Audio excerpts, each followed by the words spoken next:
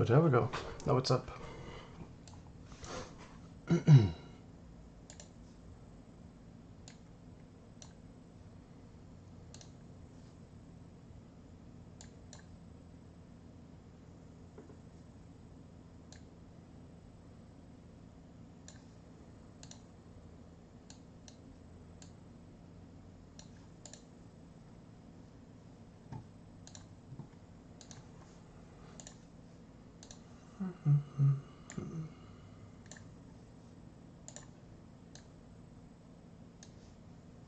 Just moving around some windows here, so it's a bit more organized.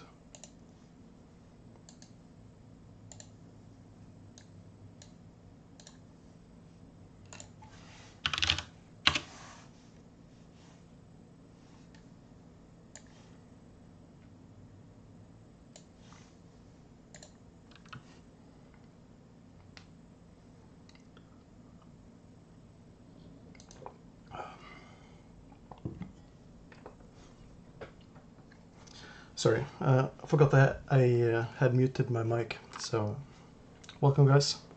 Just organizing some windows here. And then we're gonna start with some vods.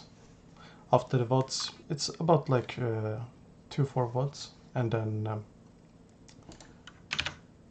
we'll do some comp. No, not 2 or 4, it's 3 or 4, of course.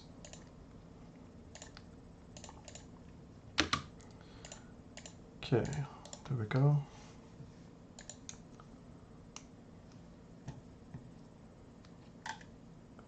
Actually, we can make it like this. Oh, never mind.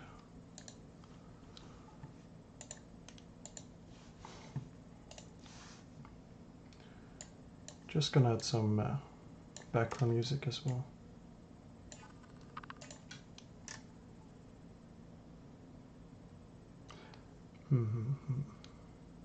Actually, I'm not sure if I should, because yeah, Twitch will mute the VOD. We can control like not like around the statue, but on top of the statue. That really yeah, it might try out. What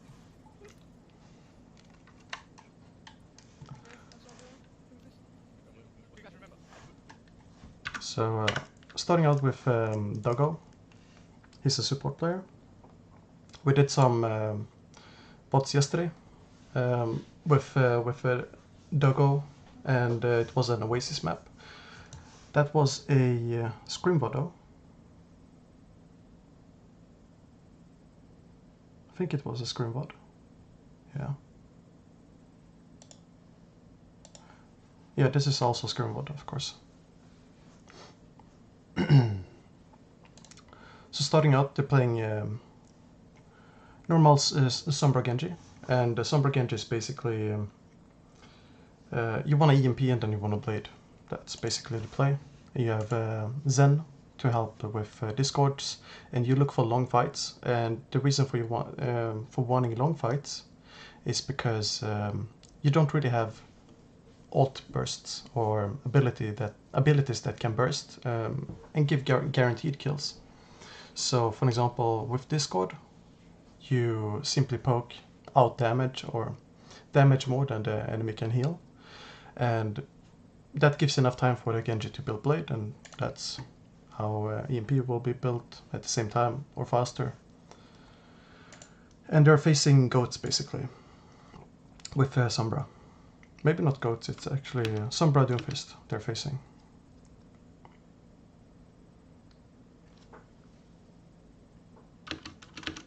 So they switched up the Winston and D.Va to Zarya. No, not D.Va, but let's see, what did they switch here?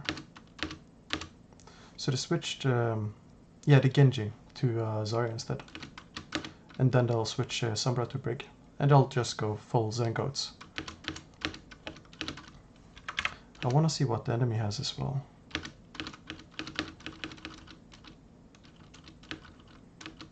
So the enemy has Ana, and Zen Goats is pretty good against this comp. The only difficult part is, of course, the Doomfist with Sombra. Like if you hack a Reinhardt, if you want to stun someone, it's pretty easy. Like you can nade a Reinhardt and then you pin, etc. It's also easy to hack and then diva bomb. Or EMP and diva bomb.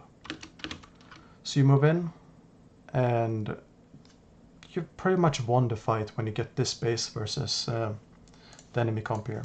And what you want to be careful with as Zen is you want to make sure that you can't get a Doomfist on you here. Let's see if we can see the Doomfist.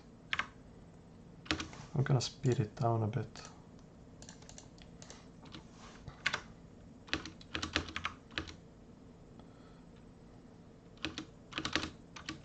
So we know that the tanks and supports are in arch. There's a Sombra behind us. Now, we want to make sure that there's that the Doomfist is scouted out, or that there's someone protecting you if there's a Doomfist coming in. For example, a Zarya or a Brig. So, if Doomfist is here in the window there, high ground, or you know, to the right, we can actually have comms on.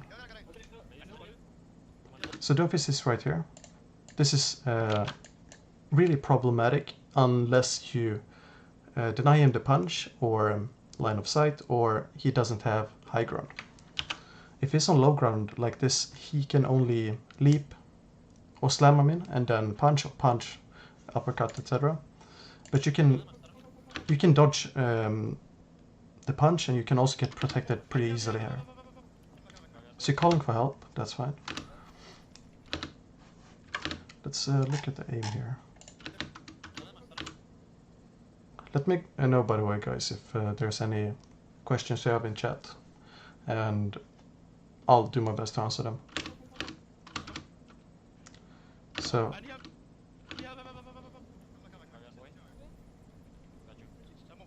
yeah, I mentioned this yesterday, it's the same VOD, but you want to be careful with right clicking or charging right clicks when all you can do is left click. So yesterday I mentioned that as soon as you see enemies on, you know, close to you, you should left click. But when, for example, if you're playing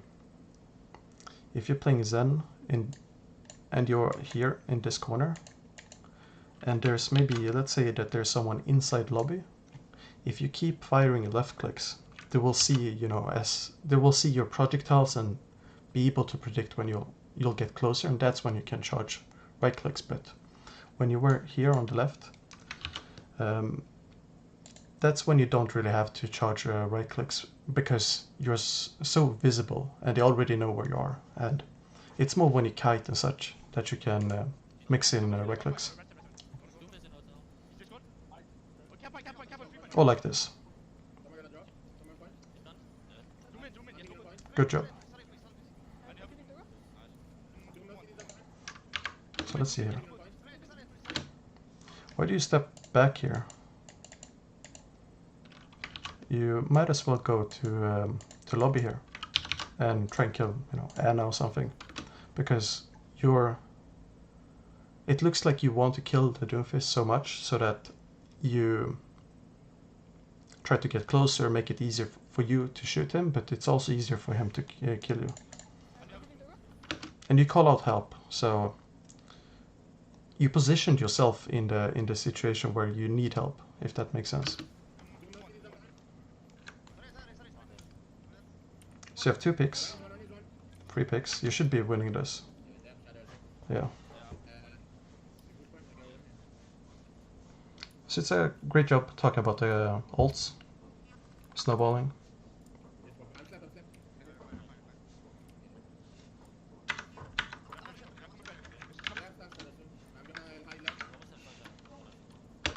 Okay, so you're talking about stun shatter. What you can also talk about is Diva Bomb plus pin. And you can also use Diva Bomb plus grab, but the Diva Bomb plus pin that I'm talking about is, so if you imagine that you send your Diva Bomb like this, and there's enemies, let's use let's use yellow for enemies. So there's enemies right here. Oops.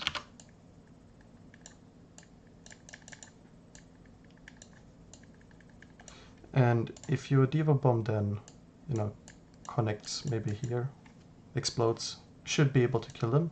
But let's say that there's a Reinhardt holding his shield or something, you know, blocking the Diva Bomb. What you can do then is set up a pin with your Reinhardt so that you shoot the bomb. Actually, let's redraw this. The Diva Bomb should be traveling right above them or a bit further back, you know, so it explodes above Reinhardt, if that makes sense, or maybe not in front of Reinhardt because the enemies can back off around the corner. So what you do is, you know, simple play, you just charge the Reinhardt, pin them. It's the same as the stun shatter, but this time it's Reinhardt doing it. And you can add in a stun from Brig. You can also add in bubble from Zarya and make it easier and more guaranteed. It's gonna change though with a bit with the PTR update that might come with Brig not being able to stun through shields, and you'll be more reliant on the Reinhardt pin instead.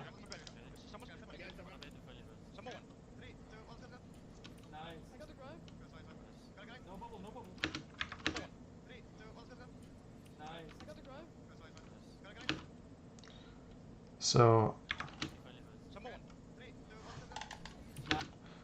yeah, so the enemies use Grav, and that's why they didn't move up here. So that's a fine trade, you know, trading Shatter for Grav.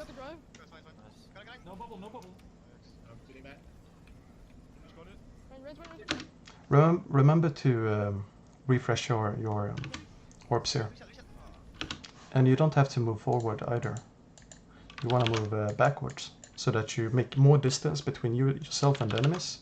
Since, if you look here, you don't have to walk forward, but I understand, you know, why you walk forward, because it's, you want to hit the shots and so on.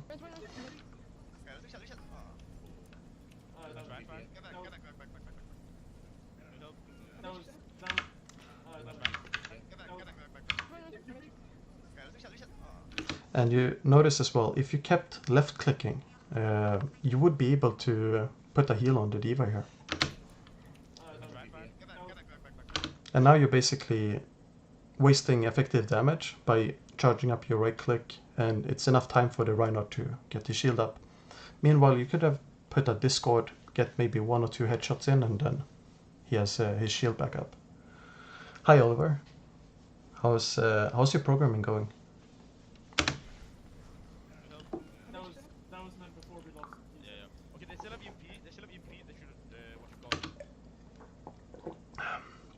So, I want to see how the beat was used. So, yeah, another thing here for the Lucio in your team. 2 people were dead and he used beat. I guess the beat is reactionary, but you want to beat before the burst damage comes in, or, you know, if you get stuck in a Grav, you want to beat as soon as you're stuck in it. Because beating when people are low isn't efficient, because if they don't get healed back up, the shield is gonna fade off and they are still gonna be low.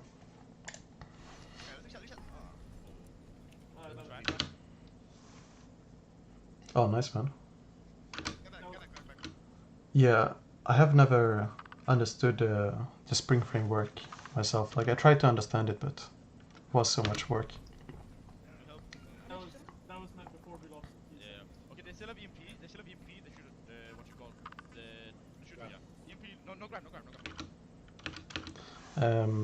Maybe this is just, let's see, let's take normal speed here. I want to hear the pace on the comps here.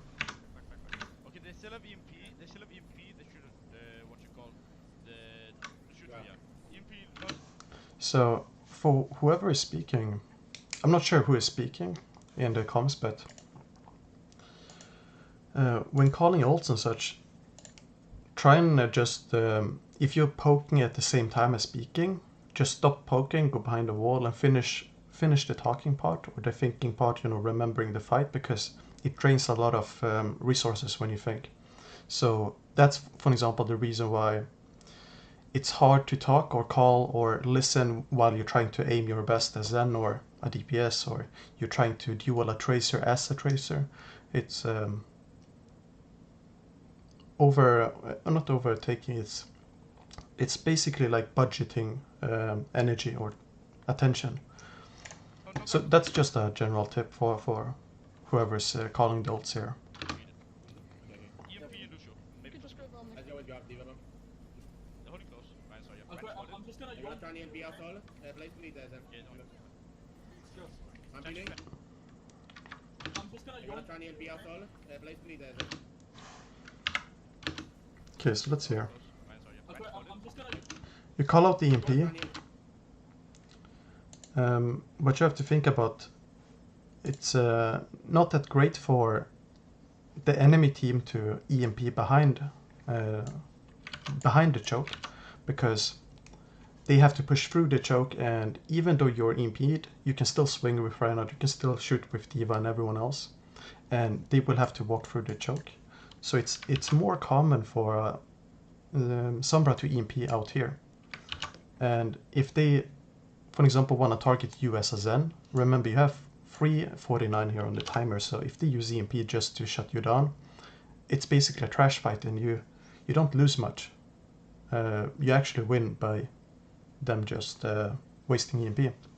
And you can hide around this corner instead of far back, because you're gonna have to run really far actually. Out all? Place bleed there then. Yeah, no. And since you're planning to use Grav, you should be with them to put discords and so on. Because right now you don't have a discord on Ryan or anyone else, and they might be able to survive the Grav. Oh, yeah. Keep in mind as well that when you're running full goats, the only kill combo you have with ults is Grav and D.Va Bomb, or Shatter D.Va Bomb, and that's it basically. You rely on the consistent damage from discords and such, so you don't wanna remove your discords. You wanna still be in there. And you notice that your trance isn't doing much, Bleeding. because yeah, there's a nade, and also there's no discord. So even if your teammates survive, and even if they weren't naded, they will still not be able to do that much damage, since yeah, nothing discorded. Oh, yeah. Close Ryan. Ryan is good. Alright, there's someone up right side. They used EMP. They're gonna close to the right. We're gonna let's go. They're gonna back off all the way. Have me pick me up first. Pick up. They might go for smash. Yeah, watch out for flank shadow. Yes, it. He's playing me. Yeah, try and go for stun shadow. I can force bubble with boop. Someone's right, yeah. We're coming in. Someone's in the mega fan. Back up a little bit, okay? Let's go stun shadow a bit, okay? Okay? 3, 2, Yeah, no. up. Bleeding. This would have been a perfect moment for you to have trance, Ryan is good. and you usually want to save trance for Grav. Ryan is good. He's sorry. Ryan is bad. Oh, Go shadow. Back. Did you use shadow or drop? And did you use anything else? Yeah. We can try and go here aggressive. Listen, focus. If they... I'll beat for the EMP. Okay. We have to play aggressive on the line, otherwise there's no point in playing Zen. Yeah. And you hear it even. Someone says we have to play aggressive on Ryan, otherwise there's no point in Zen. You have to play aggressive on Reinhardt regardless of what support you have, because Reinhardt is the core of GOAT. And if Reinhardt dies, basically no one else can stay alive. And he's also the one doing a ton of damage, but also shielding us on. And even if you switch Ana, Moira, whatever, you will still have to deal with Ryan. So just pointing it out for you. Oh, for your team. I'm hacked. Getting back. So yeah, nothing much you could do. Hacked and EMP'd. We still are like going in. Yeah, go all the way from high ground. All the way from high ground to point. Okay. grab. We wanna close the gap. So you have grav, you have trans. Oops. All the way from high jump. Grab bomb to the board. Go all the way from top to point, and then we use I think first the beat and then Okay. you can use it. Oh, you wanna drop immediately? It's fine, don't use. I'm feeling. Can actually. Anna, stop. You still, yeah. I know it's the last VOD yesterday. Morning, Mob. How are you doing? Hope you're having a good day so far. Close. So yeah, Doggo, you want to make sure that you Discord as well. Discord the Rhine if possible. You know, if you heal shield, of course you can't. But before you trans, you want a Discord and a healing target. And Lucio can take care of himself, so put the Discord on Zarya or Rhine, for example. Anna's like, no point. And you want to make sure that you have a position far back as well after trans. Rank one. Rank actually one. I'm dead. I wanted to go all the way from the left high jump there, but it's whatever. Good headshot. Kill the Doom. They don't have to. Please, pick me up. Knock. Also, another thing here, you have used grav. This is for the team. You use grav, but you don't use Diva Bomb, for example. And you have to set up more kill combos and not just use grav to use grav, because you have to factor in that Zarya, she gives a shield, then she can use her own shield to block damage. There's a Diva soaking a ton of projectiles, and then you have Anna, she can use nano plus nade plus heals, and then you have Break, you have Lucio, etc. So there's a ton of healing to go through, and partly the reason for no damage is also the Discord missing, but you have no kill combos, so to say. Oh, nice, man. Let's go. They'll bomb behind them and you shut there, okay? Sure. Someone's coming behind us. Okay, what's No bubble, no bubble. Go, go, go, go, go. Oh, it's so deep. Doom to back. Or behind. You don't have to duel the Doom. What you can do is position yourself safely so that he can't reach you. For example, if you move back here, you can't Discord the enemies that your team has to kill, and you can't heal anyone. You're also an easy kill. Like Doomfist is gonna win this unless you hit nutty headshots. And what you can do is, when you see him up here and you were by the cart, you just keep moving left, and you hide in the arch, or you know, choke there, or maybe you go close to your team, maybe close to the brick, and that way he has to drop. He has to maybe slam here and then punch, and you can dodge the punch, reposition, have a Zarya W, whatever, or have a break stun, or he has to walk all the way behind the bar.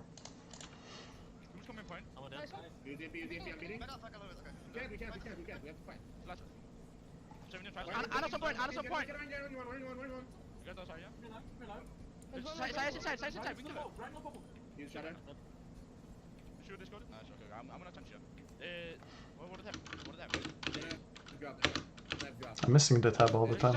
Some above. I've been boiler. Another thing here, I'm not sure who is speaking in the team, but try to not stress, or tell the person to not stress too much, in the comm, because it's overtime and it's really easy to burn all the energy, and also overthink, tunnel vision on something, and maybe you're missing people walk up here. It's maybe not necessary, to freak out, and it's really easy to freak out and not notice it because of the overtime timer, music, whatever. It's the reason why people turn off the music in game. Hi Andy. No, I haven't done it yet. I'm doing this Kingsor map first, then I'm doing your VOD, and then I have another VOD. So your VOD is coming right after this map.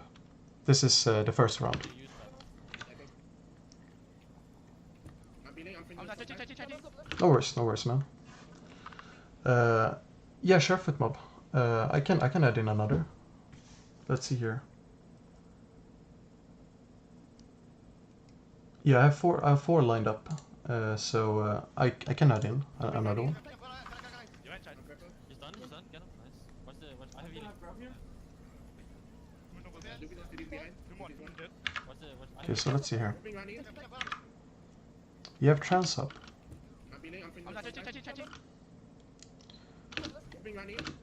This trans is a bit wasted because there was only one target on low HP, and you have Orb on him, plus you have Zara Shield, you have Brig, she can give armor, you have Lucia with Amp, so you don't really have to use your trans right now. You're inside. I'm crippled. He's done, get him. Nice. Watch the, watch, I have I'm healing. gonna grab here. Come on, over. Look at this behind. Come on, This one. dead. You have no speed. You have no speed. Come on, over. Just low. GG without. Pick Pick up. Kill side. Side to this go. Side on person. Someone above us. Cap on. Nice. Okay, they should be close to another EP here. EP, Yeah, probably shadow to, and the grab again, yeah? They should switch on. They're gonna be. Unless do you do this one? No, no, I can. This one, this one. You don't have to. Run. Oh, after this, after. Again, you don't have to chase for the Sombra. 3, 2, 1. Oh shit, sorry. I can take. What's up, defeated. It's more important to focus on getting the discords down, and also, for example, on the enemy Reinhardt, enemy Zarya, enemy Diva, We go back here. and They're VP. Yeah. you can let, you know, the Sombra come to you, or the, you know, have Lucia duel her, etc. Because unless you make it a quick kill, it's gonna be I don't look up. inefficient for your team because you had two people with the Sombra there. Hands on left side. No, let's go. I'm this one in mine. I can this one. Hand up, That's rally. I'm grabbing a second. I'm touching. That's a good EMP, you know, you saw the, I mean, good trans because you saw the Sombra there. Hands on. Left purple. That's rally. Minus ball.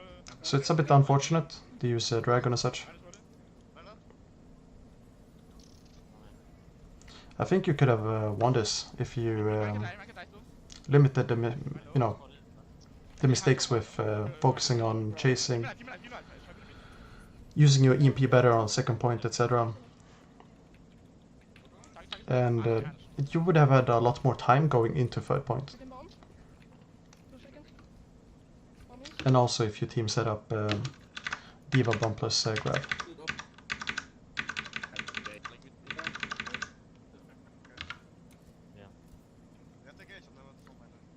So when you play, let's see here, what was the support?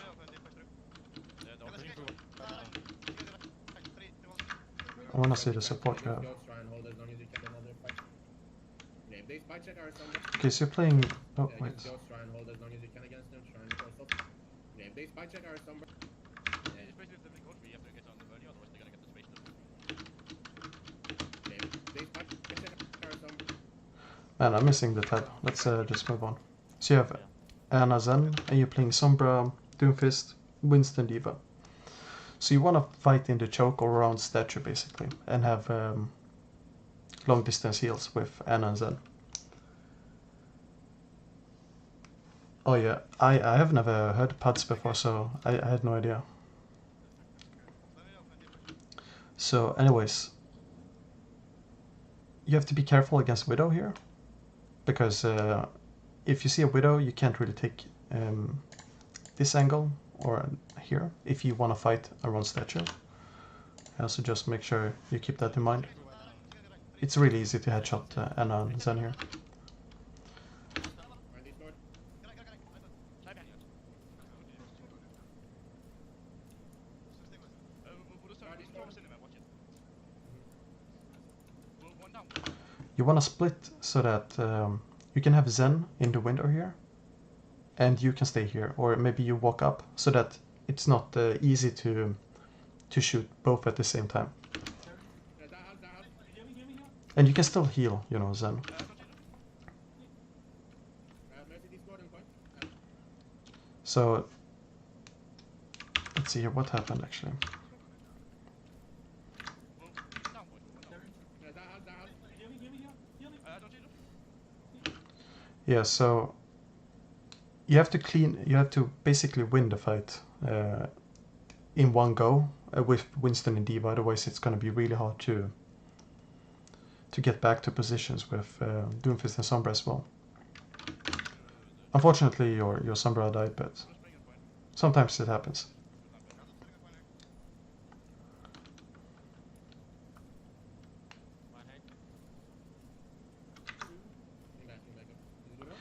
Usually you don't play Winston in tank meta on defense here because it's really hard as you know to play the Winston, because if you wanna engage on the enemies and you wanna start from high ground, you have to use your jump, and if you wanna engage on the enemies without using high ground or without using your jump, you have to be really close to the statue or choke point,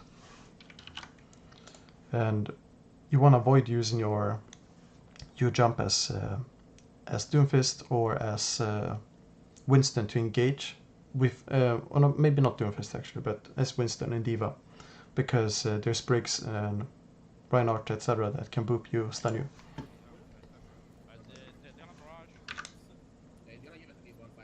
Okay, nice, Ali. There's a ton of good players that I've been reviewing lately.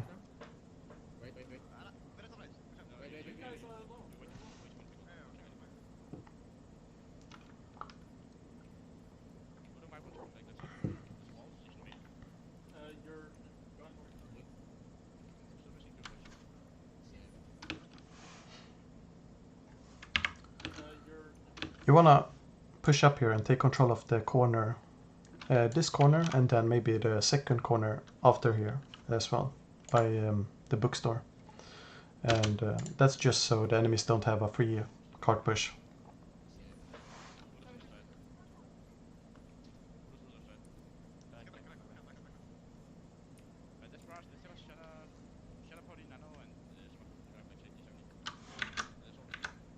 You see, they run a Widow as well, Widow Pharah, so it would have been better to keep the Reinhardt. Actually, let's see if they switch. So they have Widow, Pharah, Mercy, Ryan, and Zarya. You can keep the Winston here, actually. And you think about what's the synergy here. Maybe this isn't for you either, but this is for the team. What's the synergy between these two heroes? Or I know Doomfist switch to Widow, of course, but you don't have to switch to Widow on defense, because it's much more reliant to just go McCree, for example, and then you can have Sombra switch to Zarya or Brig, whatever. You can have triple support, and you can deal with the spam, and you can heal up, etc. You can also have a Zarya free charge from the rockets. Widow is going to be easy to negate as the attacking team because you have a Widow yourself already. She probably has Wallach, might be close to Wallach, but you also have a Pharah spamming and you have a Mercy pocketing her, so you need to hit the headshot right away. You notice you only had 2 fights, almost only 1 fight on second point, and you want at least 2 to 3 fights. It's like on Numbani second point. Oh, thank you. I'll check out the VOD after this. Not after this. It's gonna be Andy after this. My bad.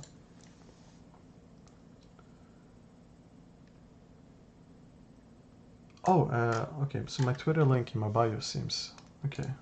I'll try and fix it right now, actually.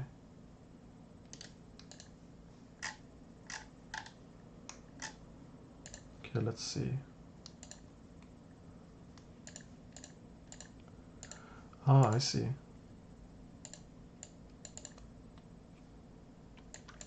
Yeah, I forgot to add the HTTPS thingy.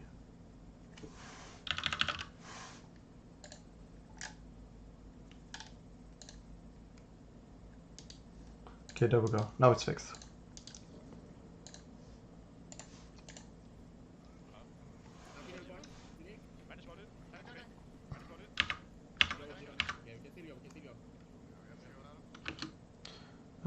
Yeah.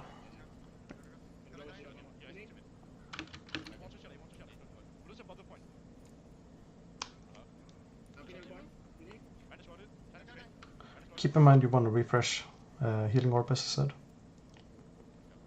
Okay, the shadow, they're not bad. Triangle Discord. You were one man down as well, so Let's use your aggro. you had a pretty low chance of winning that fight. Play close. They have nothing but a spinning. Touching. This is a good trance. Down. Come on. Rush. Right down. Not much you can do versus barrage there. Hitting out. Yeah, we look. Let's go truck. You wanna play Anna? Är det break now? Det might be strong. Okay, that's space, man. Yes, come on. Hold the corner here, and we use less down shadow. Det kör över. Borde så typ yes. Okay, let's go stun shadow. Keep in mind you have a pretty little damage if Mercy Valk's here. So you need to hit your nades on Reinhardt, and everyone focus to Reinhardt. Then you can kill him. Stun shadow in 3, 2, 1,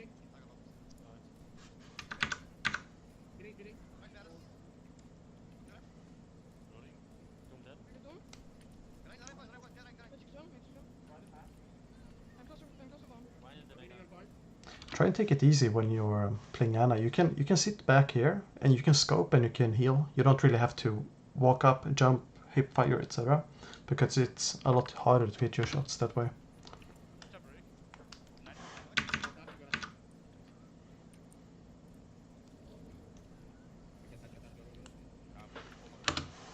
So yeah, that was King's Row with that doggo guy OW, and things you can fix is think about discords before you trance and healing orb. Also who the healing orb is on, so it's not permanently on Lucio. You wanna time your trances a bit more efficiently so that you don't trance to fight aggressively when there's a grab coming right after. You don't have to position super far back on first point like you did on attack here or last round. And let's see what else.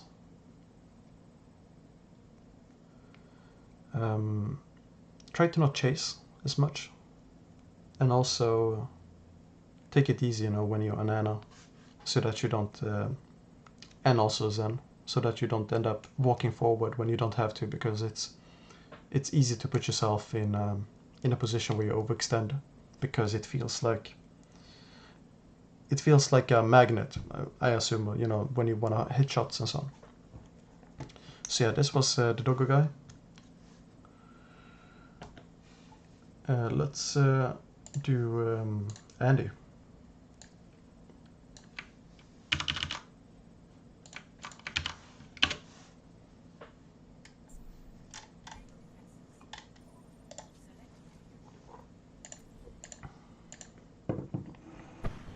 Damn, this is 1080p 60 FPS, so good quality.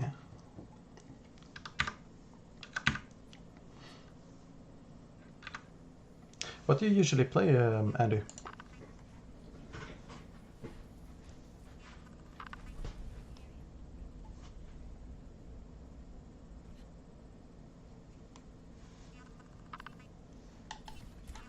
Is the sound good, by the way? Or is it too low, too high?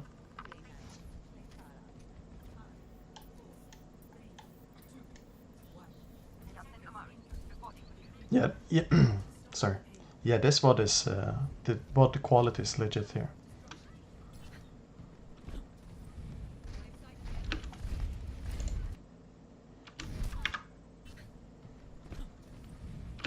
Okay, so one thing you can fix already, it's you want to be careful so that you don't end up. Let's select a different color actually.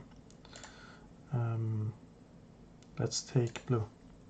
You want to be careful so that you don't end up using almost all of your fuel before the actual dueling starts in there and so on, because you can be on the ground here until you hear something walk up, and then you shift up and you start hovering. Maybe you drop down, take some cover here, etc.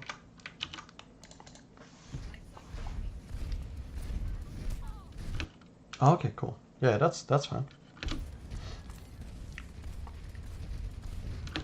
So I'll just refer to him as you or he then.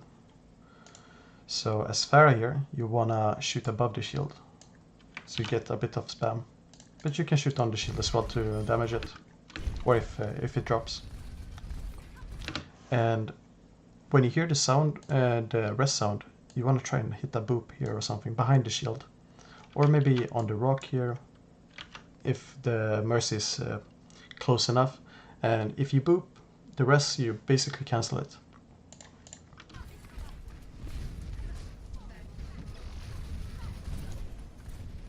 Luckily the fire dies anyways.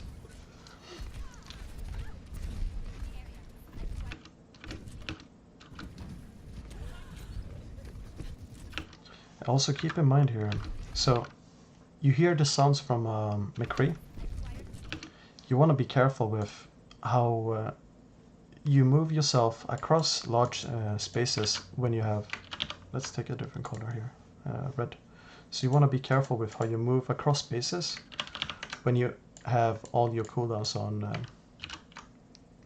unavailable basically, or off. Yeah, you don't have your cooldowns up. Because it's really slow, you're moving is super easy, you know, for headshots, etc. as a McCree. And also, you already reloaded once, so you have 5 shots. You don't have to reload.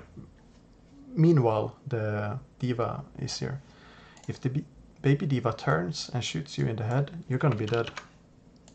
She's like a... Thank you so much for the sub, Andy. Thank you. Yeah, thank you so much.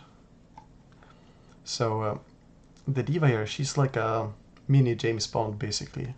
And she shoots super fast. So you have to be real careful.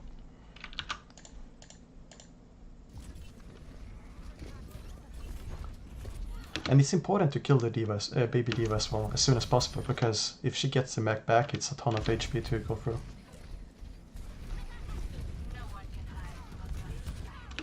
And as long as someone is contesting the payload while Reinhardt is on it, you don't have to focus the Reinhardt. You can spam the McCree because he has no cover unless he walks around the corner, and then you can take care of the Reinhardt. Yeah. By the way, I'm really appreciative for all the support and subs and so on. I'm gonna try my best to get some cool emotes and some badges going. You, Harris? I'm pretty good. I'm pretty good. Having a great day. Starting with the second VOD of the day here. Got my coffee and then some water as well, and some nice people in chat. So this is a friend of Andy, who's playing Farah, that I'm reviewing. How's your day so far?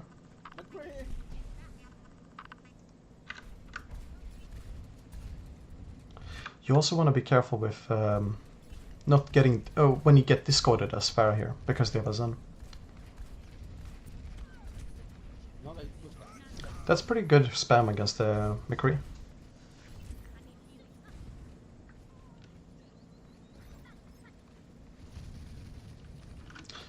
Oops. Also keep in mind that the new Farah, you don't have to use your boop all the time to boop yourself. You can also shoot yourself from, you know, if you're close to a wall and you shoot directly to the wall, you're gonna bounce back. You take also a lot less damage than the previous patch for Farah. You can save your boop then for Mercy res if someone's close to the edge and so on.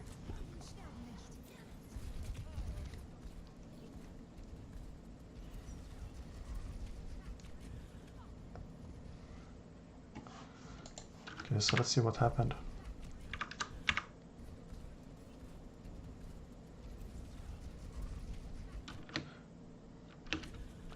Yeah, so I think it's because, let's see here.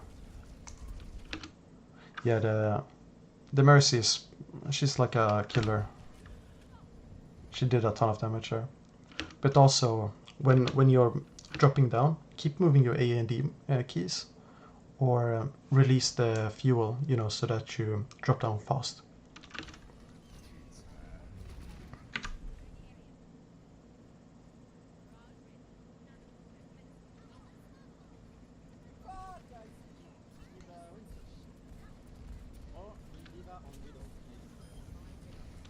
You want to use your barrage, if you have to clear the point here.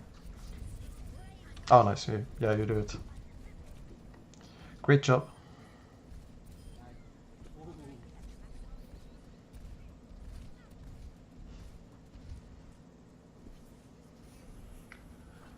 Yeah, I mean, Mercy is like a killer. Like, you see it all the time in OWL. Like Harry Hook or Neptuno, they will kill you as a Mercy. Let's see, where was the Diva Bomb? Ah, the Diva Bomb was coming from the tunnels. So here's a helpful tip. You see the triangle here? It's basically like a hit marker, you know, when you see like blood or whatever coming from the sides. Use it to basically use it like a blind GPS or whatever, you know, like a, not GPS, what's it called? When you have a car and you want to back and there's like this sensor basically. You can try and, if you see it's red, you basically just do your best to move to the left until it's yellow, or until it's almost yellow and like you feel it in your gut. And you go off the sound as well, like how close it is. And that's how you can deal with the Diva Bomb in the air, you know, when you're playing Pharah and you don't see it.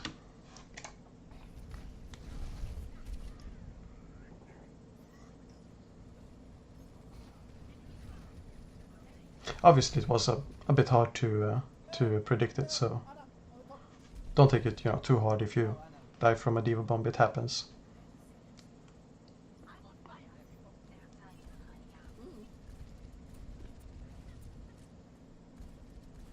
Social sleeping. Red side. Oh no.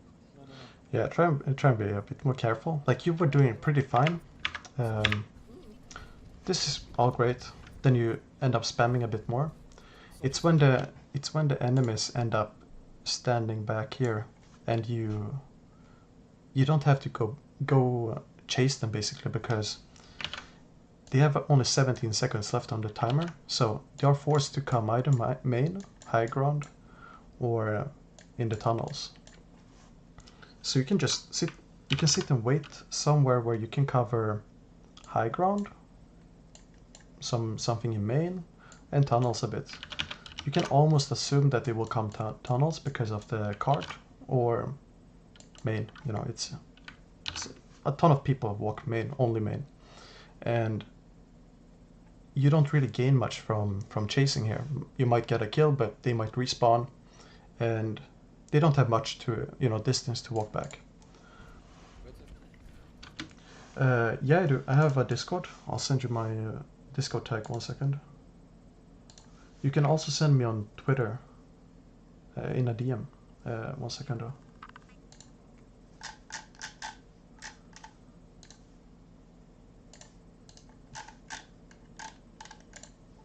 So my Discord tag is peak2404.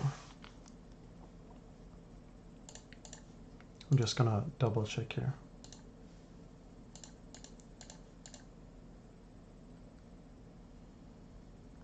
Yeah, I can't see because of the streamer mode, but it's peak to 2404 at least.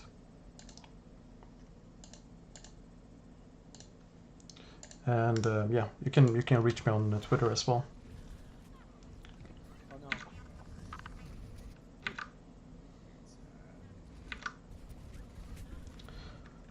So let's see here, what happens?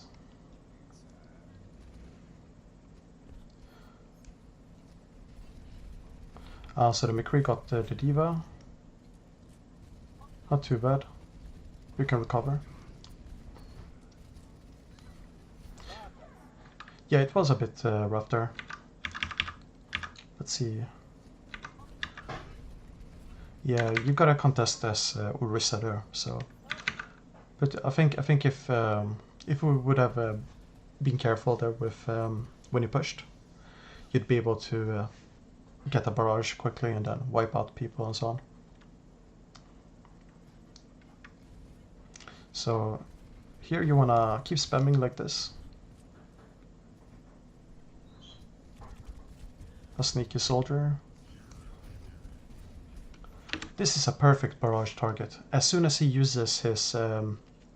if you know that he used hook to get to this, you know, to get up in there, and then as soon as he uses his pile driver, you know, when he starts spinning in there, that's when you can press barrage, and you can obviously have to keep in mind that there's a McCree shooting you if you barrage. So you need protection somehow, if you have a Diva, for example, or maybe you have a Zarya shielding you, etc. But yeah, good barrage target. You want to use your barrage.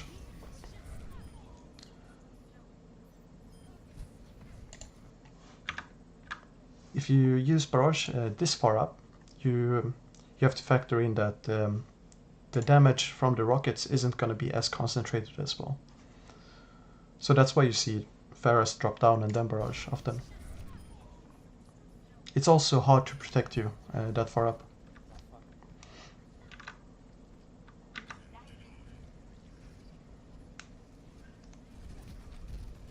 Yes, Anna, you making me better. The Widow is a bit angry here. Nice spam.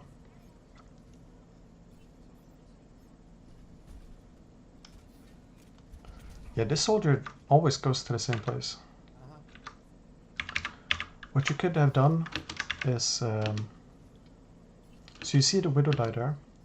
What you can do is... Oh, you also see his head popping up. You can bounce the nades on this small rock here or here. You can send a mine here, and you just force him out. Like it's like when you throw it's like if you throw a smoke nade and he has to walk out because he can't do anything in there.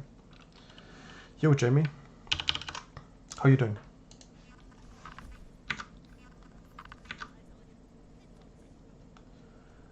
What do you think of Seagull's video about the current state of Overwatch? I haven't managed to see it yet, actually. I've heard some comments, and I think it's important to. I know some of the topics like ultimates, stunts, etc. And I heard, you know, I saw people saying that it's good. It's also that some people didn't like that there weren't any suggested solutions, and in my opinion, it's good that Seagull talks about the problems, brings them up, etc. And you don't always have to bring your own solutions. So I think the people that you know want to see solutions, if you're gonna bring up a problem, might be overthinking, you know, overreacting, etc. Because he brings up some important things. As I said, I haven't seen the whole video, but you don't have to bring up your own solutions to make a valuable video. And also, it's important for the majority of the community that might not realize what topics, you know, the problems of the topics he brings up. For example, maybe only playing Overwatch 4 hours a week or something, and maybe you forget, you know, if you encounter something annoying, or maybe you get frustrated when you play but you don't understand why. All these things, and I'd rather want to see more support, you know, to have more, you know, discussions, open discussions and so on, rather than try and shut down people when they bring up discussions. I think he did a good job, at least. And it's very nice to see that the community finds it so interesting. Like, it blew up immediately. I'm good, Jamie. I'm good. This is the. Let's see. I forgot to count. It's the third VOD. Yeah, we need a... Yeah, it's the second VOD of the day. And yeah, got coffee, water. I'm ready to stream some hours here. Gonna do some comp after as well.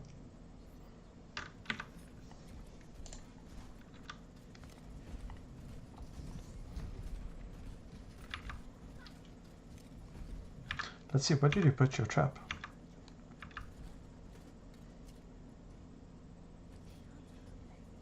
Okay, that's a fine trap.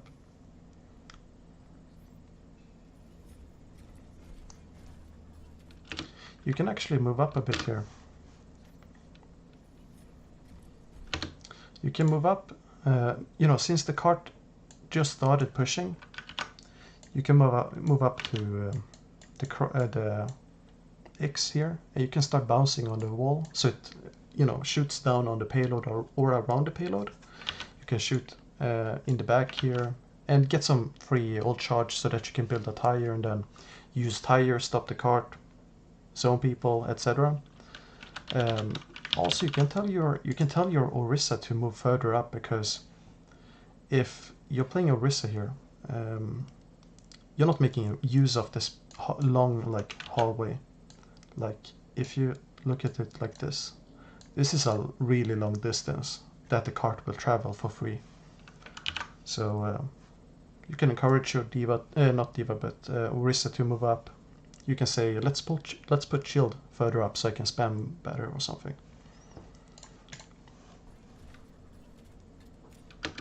Do you think that Dallas will be signing any more players, or is that it with RCK joining? I have no information on it, so I have no idea. It would be nice, but yeah, I have no info, so I can't really say.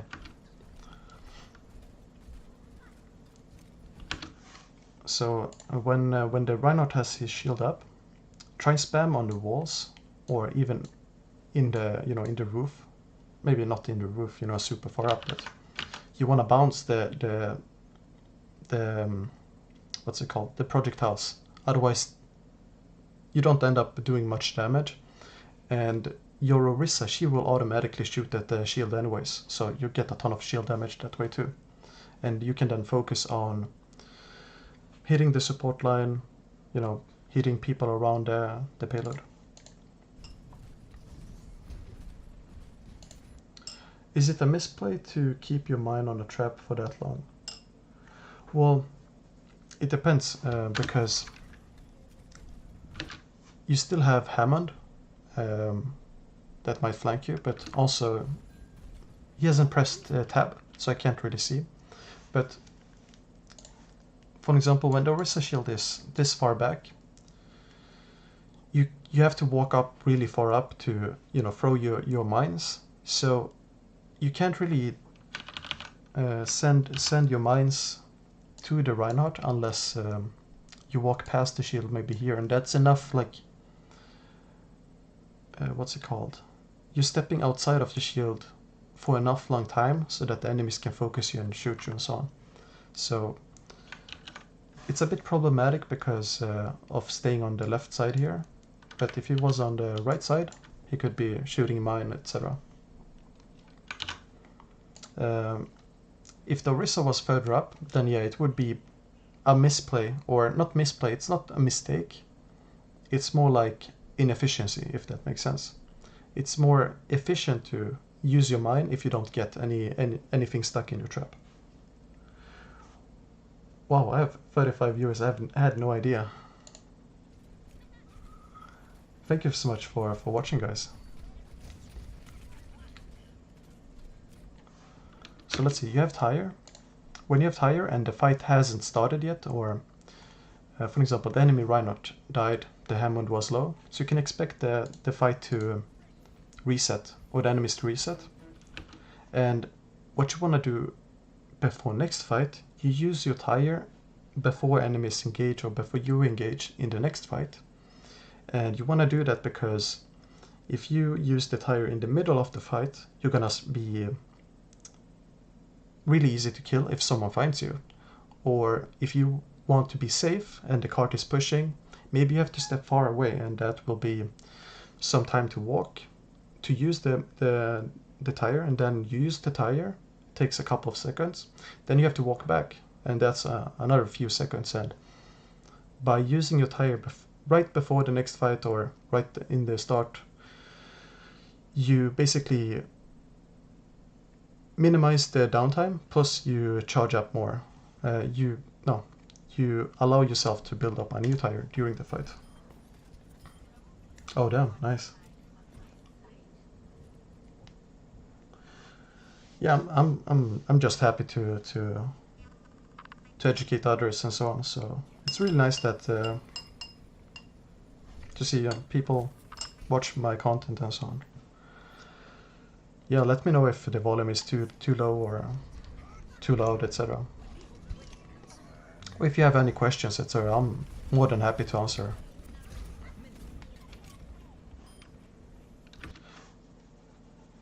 Let's see what happened here. So you notice here, this would have been a great moment where you can use your tire, for example, or right before you got the kill on Reaper there. Behind the ball.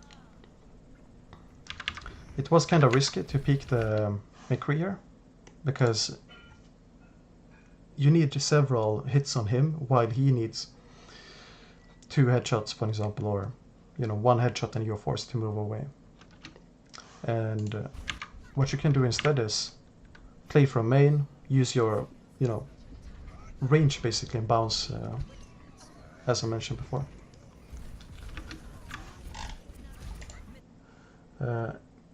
If you didn't get the job, if you didn't get the job in OWL, would you consider contenders? Yeah, I would definitely consider contenders. I actually reached out to some contenders teams and asked for a trial. I got a trial, but didn't make it. Happens. And when looking for coaching staff and so on, also when applying, you wanna, on the applying side, you obviously want to do your best, but also you want to think about being a good fit. So for example, if you're a coach hiring, for example, in OWL or contenders, etc., or maybe you're building a coaching staff, you want to have a certain culture, certain, style, etc. And maybe I'm not the right fit right now for the teams, but I'm pretty sure it'll come, because I'm not gonna stop coaching, so I'll just keep developing myself and so on. Behind the ball.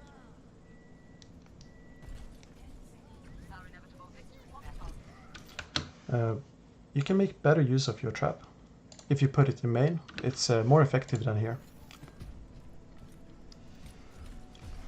It's also overtime, so it doesn't really matter that much. That's an unfortunate pin.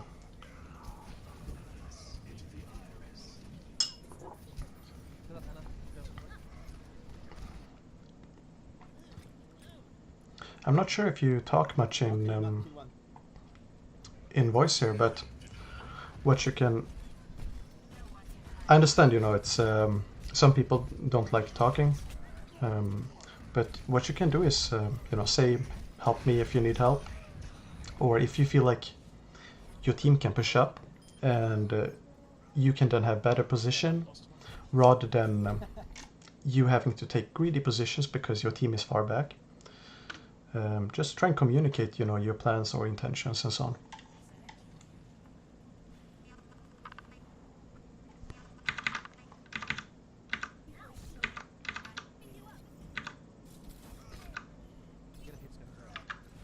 Okay, so let's look at the comp here. I saw Mercy. Okay, so you have Mercy. Yeah, this is fine.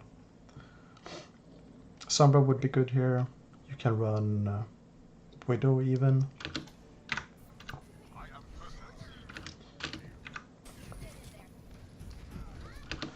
You can play it closer to the corner here. This corner. Because if you end up shielding, you don't really shield anything, plus you want to be able to stun someone that's close to the corner. And you can also line of sight, so you don't have to hold your shield up and waste the shield HP. And you also are easier to heal and protect yourself, etc. Unfortunate that the Doofus went in there.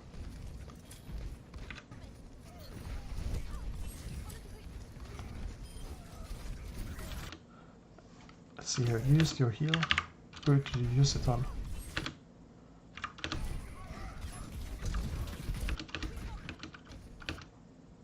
Try and save your heal for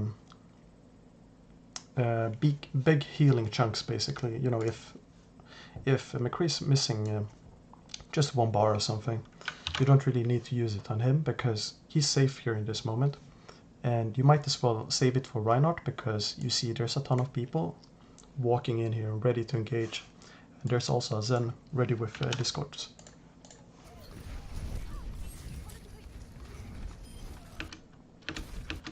And you want to try and stun as early as possible at Reinhardt because then you stop the damage incoming.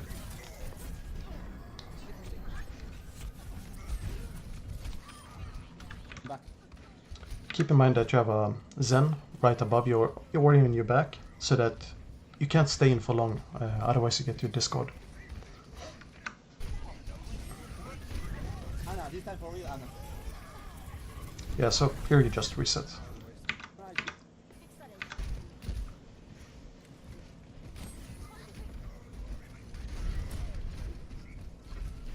Okay, so you notice the Zarya just used her friendly. This is a perfect moment for you to just stun. So you do this, you stun right here. You can sidestep and then bash and try to... You're not gonna knock off Reinhardt into the air, like it's not gonna be a crazy boop, but you're gonna put him way out of position. And that's gonna be easier for your Reinhardt to then fight off the Zarya, fight off the Rein, get some card control. And if you wait too long, the Zarya's gonna have a bubble again. And you wanna make use of the fact that she had used her bubble.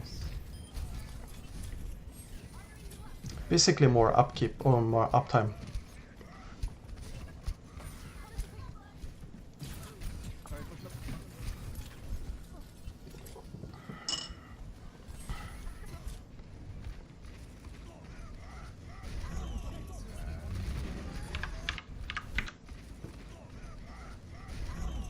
You don't have to hold your shield up here as well because you have a Reinhardt in front of you. You want to be in the front swinging, because if you swing and hit someone, you're gonna heal, of course, and then also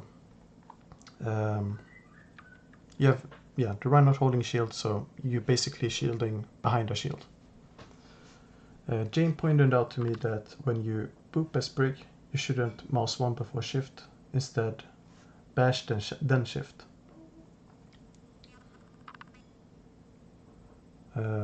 Let's see here.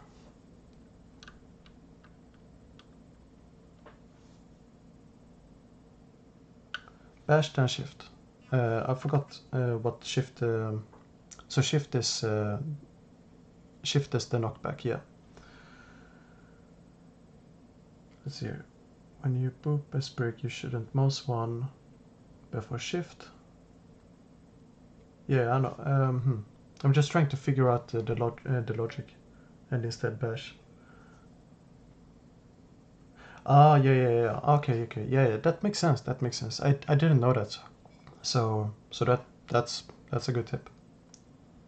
I thought it was mainly. I guess it's because of. Yeah, chaining stuns and such. Yeah, it makes sense. But he also held shield up, so that's why I mentioned the stun. Yeah, welcome all the new viewers. Welcome. Thank you for watching. Let's continue here.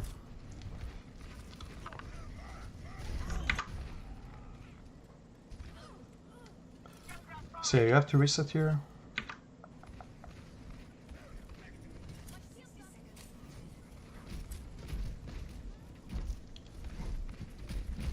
You never kill Reinhardt, he never has his shield up.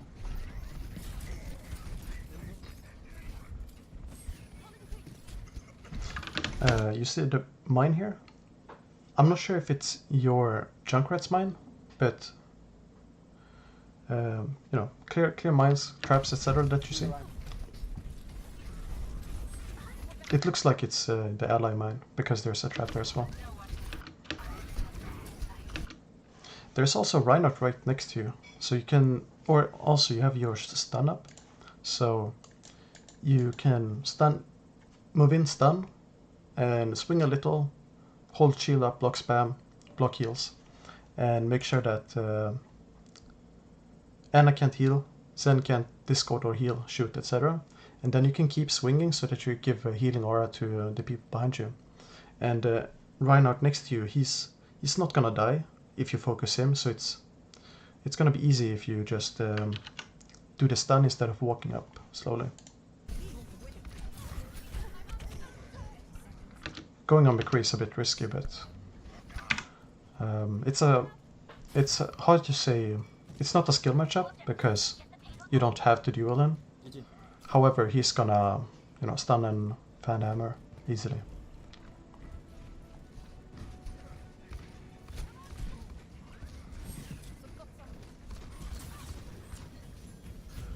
So let's see, what could you have done? What could you have done earlier here?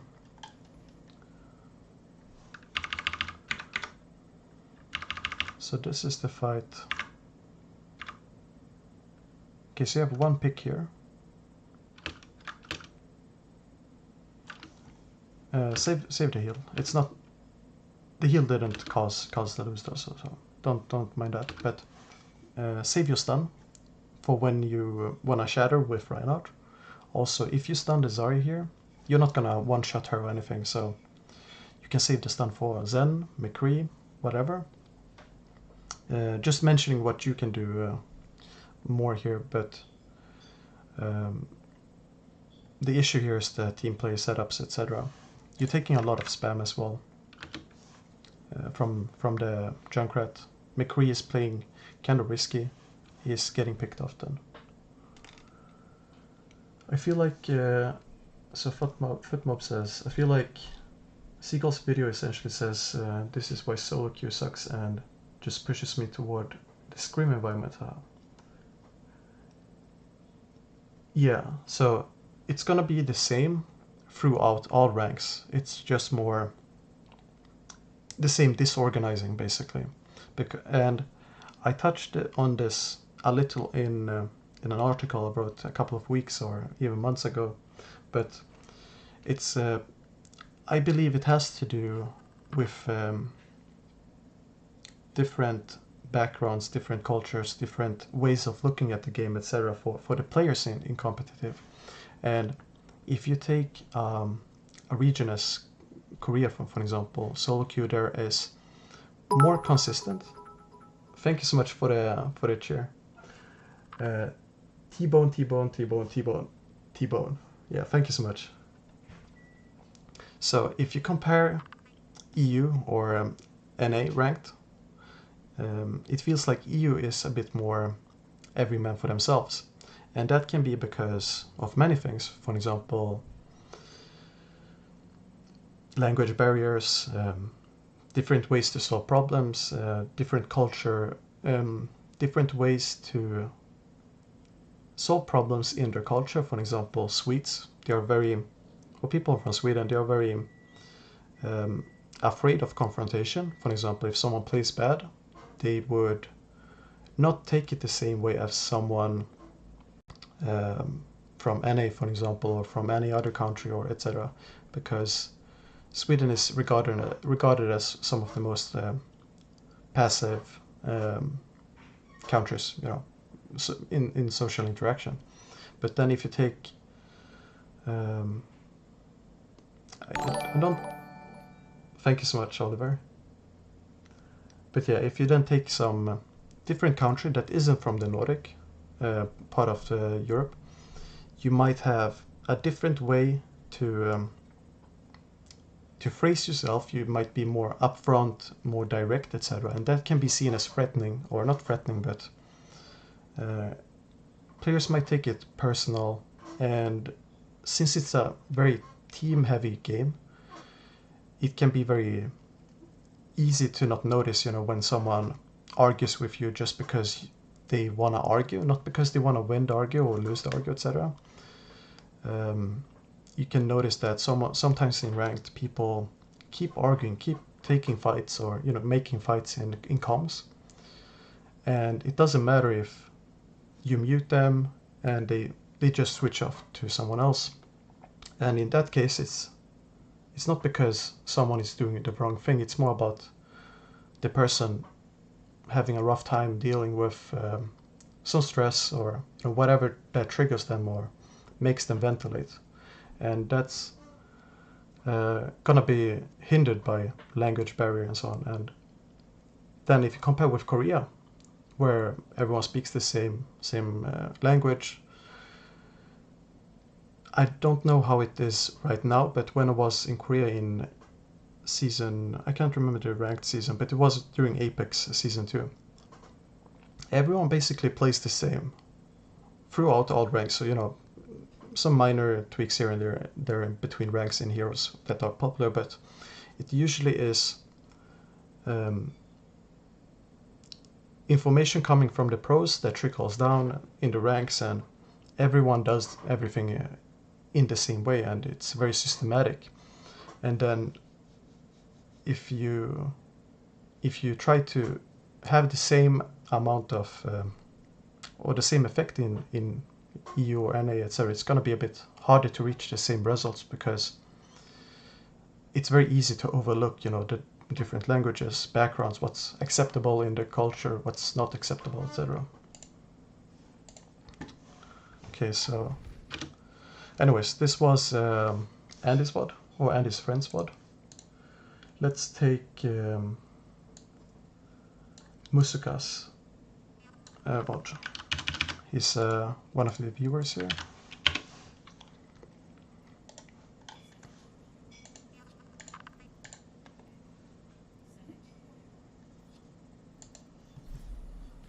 I sent you a tank main VOD on Twitter. I appreciate. Yeah, I can take a look. I've got 5 VODs lined up for today. If I can add your VOD as well. Depends on the energy and so on, because if I do VODs for 3 hours straight, it's not going to be the same quality, you know, when I run out of energy and so on. So otherwise I can just put it up for tomorrow, since I do VODs daily.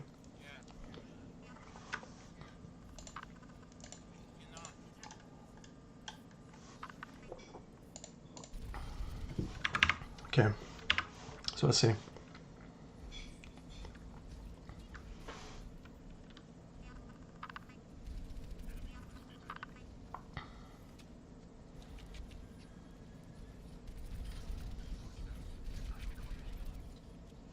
Good job dealing with the Hammond.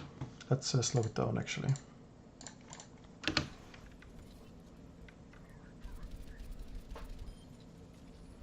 Perfect spot to soldier here.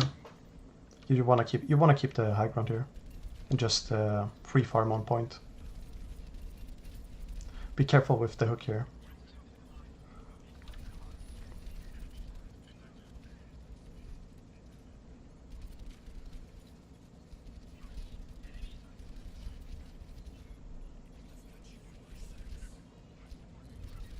So if you end up not seeing anything with your visor, just use shift and run around the corner.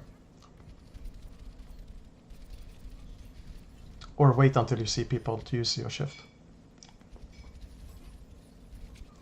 You would also, you could tell your tanks, for example, I have visor, let's stay on point, or push point, etc. I found that it's really easy to communicate plans in ranked when you use as less words as possible, because it's draining, or not draining, but it's taking, you know, resources when, you know, to think about what someone says, and also move, aim, etc. So the less words you use, the less people have to process. So not much you can do there. You want to reset as the team. You keep fighting though, but it's a bit, let's see here, if we're back. So they use Hammond ult, Torbolt, Soldier, and what else? Don't think, yeah, Hog ult also as well. And you get a res, get another visor, that's fine. This is kind of risky if you get focused and you have a turret shooting as well. Is it fair to say that speaking too much in voice distracts your team? So short sentences is king, like cavemen speak. Well, I would say that you don't want to flood the comms. You don't want to make it hard for others to talk. It can be hard to, you know, get some space and move in and talk. It can also be hard to hear what others say. And it can also be annoying, you know, for others to hear the same thing all the time, and it can be distracting. And that's what causes it to be annoying. It's not that repeating, you know, is annoying. It's more like they can't focus properly because they try and listen to you.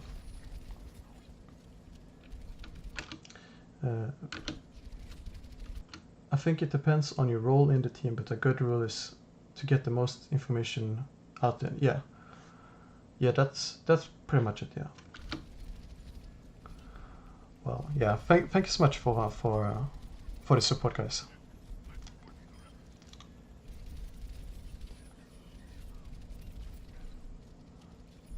So you're doing a fine job farming here as a soldier. Just a clear point now.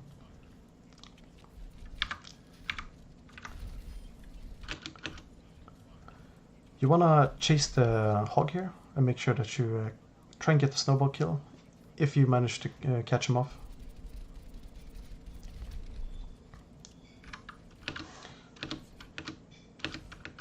So one thing here, you don't wanna pop visor before you see some target for it, because I'll show it right here in a second. So you pop visor and then you start looking here towards the left side for targets. And if you then instead look quickly towards left, if you see something you can shoot at, you just pop visor then. Because you didn't know, you know, that there was a soldier there or something. And it can be just bad timing.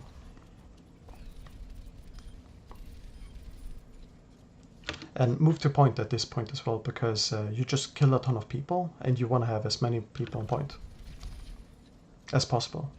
Or you can just stay here as well if your team is on point.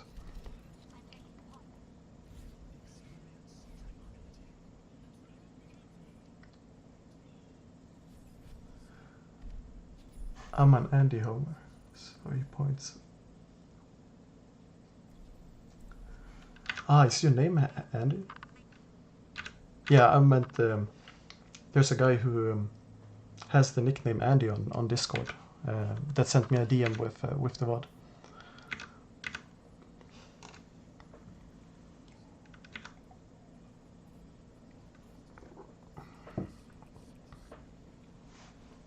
So as soldier, you just play behind the shield here.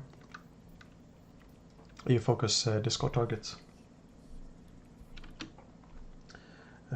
Anna Mercy seems like an optimal healing comp when you have Pharah for pure pocket. Do you think that's true? It doesn't have to be Anna Mercy. If we think about straight up healing, then yeah, for sure. Anna and Mercy is going to be super strong. But if you then look at teams, for example, like Fusion, Philadelphia Fusion, I can't remember which stage this was. Maybe it was stage 2 or stage 3. They played Ryan Zarya, Mercy, Zen, Widow Pharah on Lijiang Garden. And the Zen is better than Anna, for example, on long distance maps where you want to have long fights. And usually Mercy and Pharah is going to be fighting with in long fights, but also, for example, if it's a meta that doesn't have McCree or Widow, etc., you can then run Pharah Mercy. But if you see McCree, Widow, etc., you don't want to run.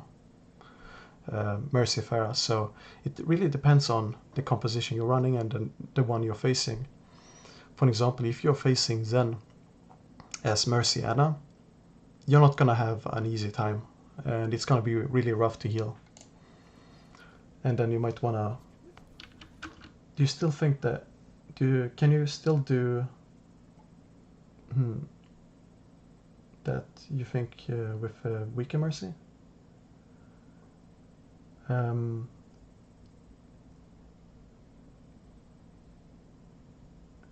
Let's see here. Zen Mercy. Yeah, well, the thing with Zen Mercy is that when you run the Zen, you have to think that if they engage on you, on your tanks, the Mercy either has to switch target to heal the tanks, or the tanks have to play really passive and expect very little heals because of the Mercy pocketing the Pharah. But if you're running, if they don't engage on your tanks, super quick, deep, etc., it's going to be really easy for you to keep your tanks up with orb. You might have health packs nearby, you might have Mercy switching, between Pharah and the tanks, etc. It's very situational, but the Zen is usually for long distance maps. For example, if you're controlling a cough and you're standing on max range, and you have, for example, a Widow with you or something, and then you have something that can use the discords, like the Widow, you can orb a Pharah. The orb is enough for Pharah if she plays. She doesn't play super aggro with the orb. That's what I'm trying to say. And you don't really have to Mercy pocket 24/7 in that case. It's fine to put the orb and then have Mercy go for the tanks. So this is good rotation as order.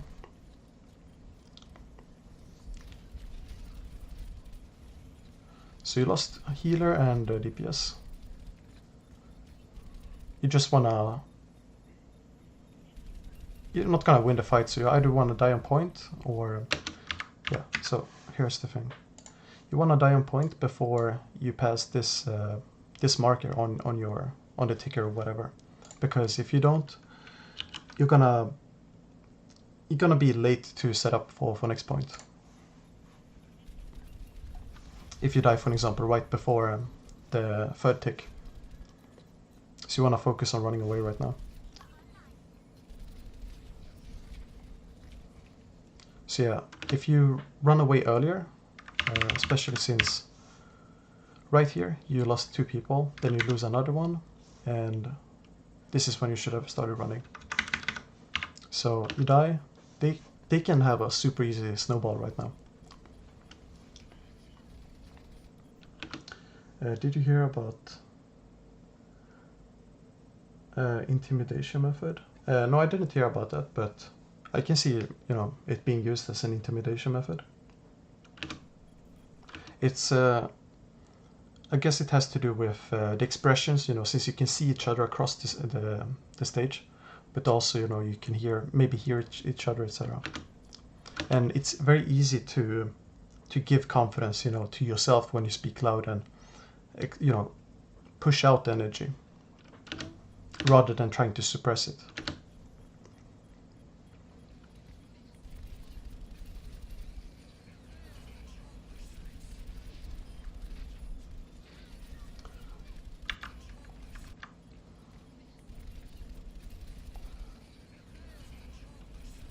So this is all fine. You're dodging the shots.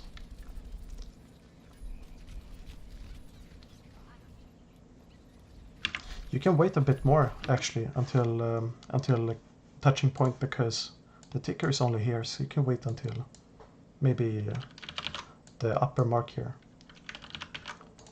You're gonna have your baby diva, people respawning, etc. And you don't want to lose your position because you're gonna die instantly.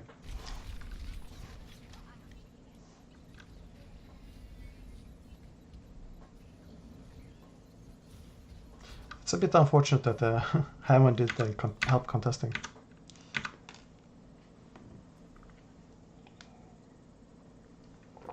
Hey fandoms. Oh, you mean in practice? Oh. I thought you meant on stage. My bad. In practice, I'm not sure how the practice environments were set up, so it might be a really good tactic. I have no idea. I know that South Korea used to come really loud in last year's World Cup in the group stages, because you could see it on the player streams since they sat next to each other and so on. And if it was set up the same way with very thin walls, etc., it might be a really good tactic, yeah.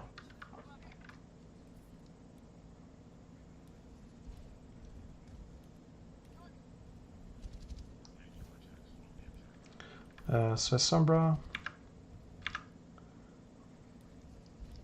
you can put your translocator in here as well, so you don't have to walk as far away.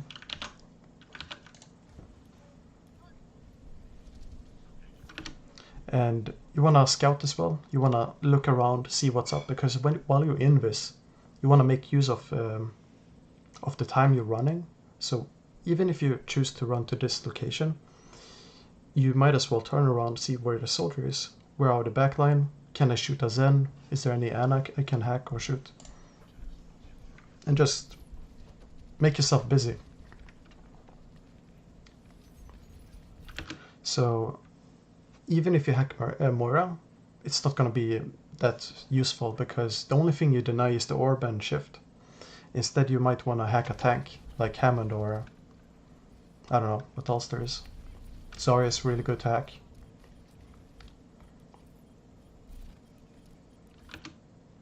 No, yeah.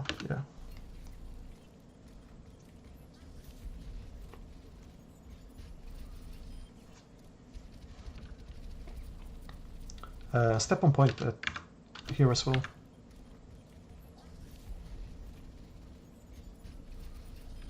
So you wanna move to point as soon as you can, basically. You don't have to play as soldier when you're on Sombra because you have your translocator. And keep in mind that you have the spread to think about. So the further away you are, the more shots you're gonna miss because of the spread. Not that big circle, but you know, like this.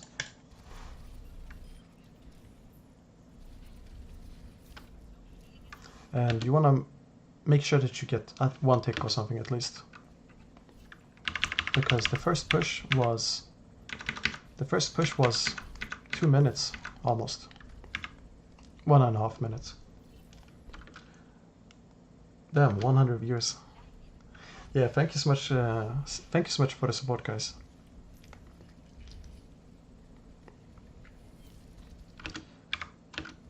So you're on high ground right now. You want to think about what your goal is with the high ground here. So as Sombra, you can see that there's people that your team is fighting, and you're above them, behind them, or in between them, and you know that there's a backline on point. So also that the enemies, they don't really know where you are because they're not decloaking you. So what you can do instead of dropping down here is you just run behind, let's take a different color. You run behind point, hack some people, be annoying. You have your translocator up.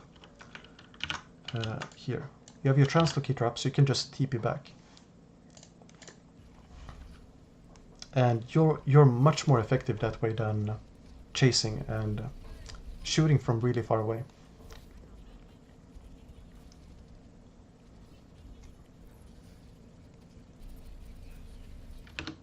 You see, you're not doing a ton of damage when you're this far away.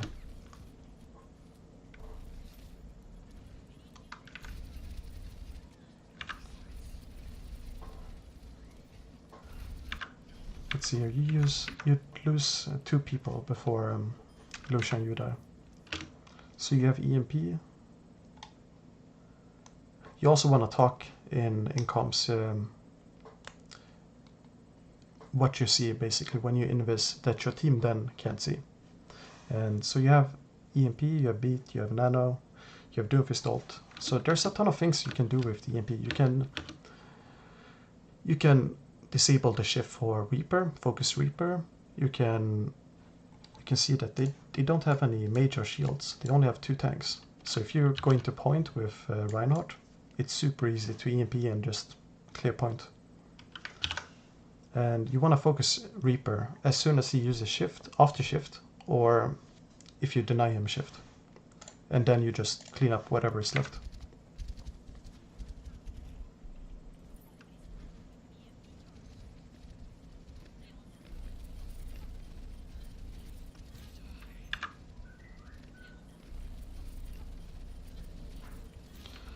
So notice you could do this more often, where you go and shoot Moira, because she was, you know, healing from low ground. And what I'm trying to say is that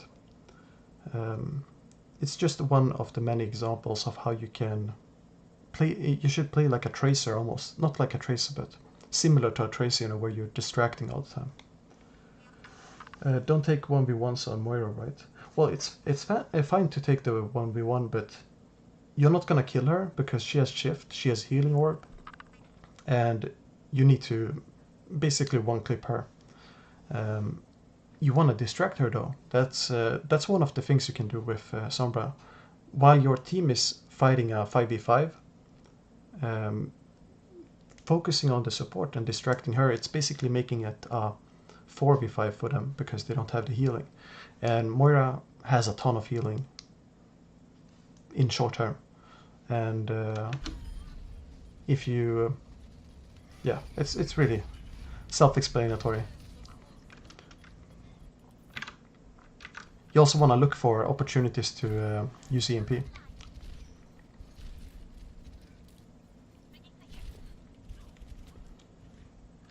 So let's see, where could you have used EMP?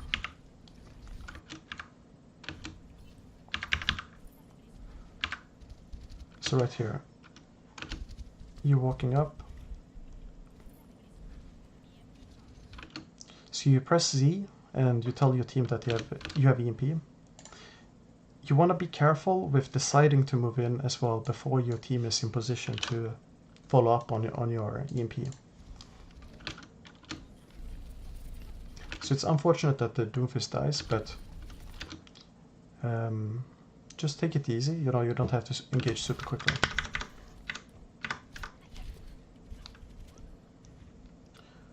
And yeah, that's correct, Phantoms.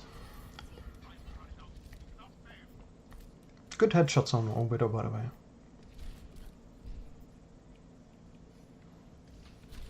Wait, are you playing without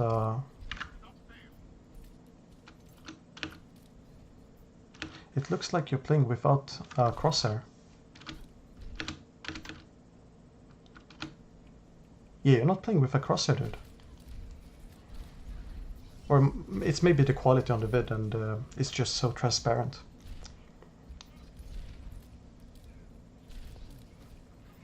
Yeah, it's probably so transparent. I could see like the outlines a bit. It looked like there was no crosshair. I was thinking like, how are you hitting these headshots?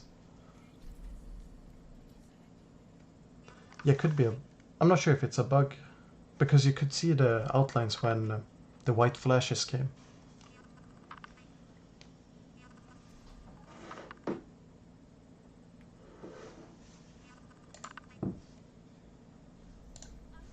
Let's see.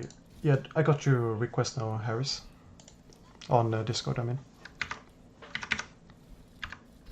So let's look at the comp here. You have Anna Brig. You can play Zen here instead of the Brig, because you're not going to be doing much work until the enemies come to you. You're not playing tanks either, so you can't take head-on fights. It's fine to play Brig down. I'm just mentioning it's alright to try and play Zen here as well.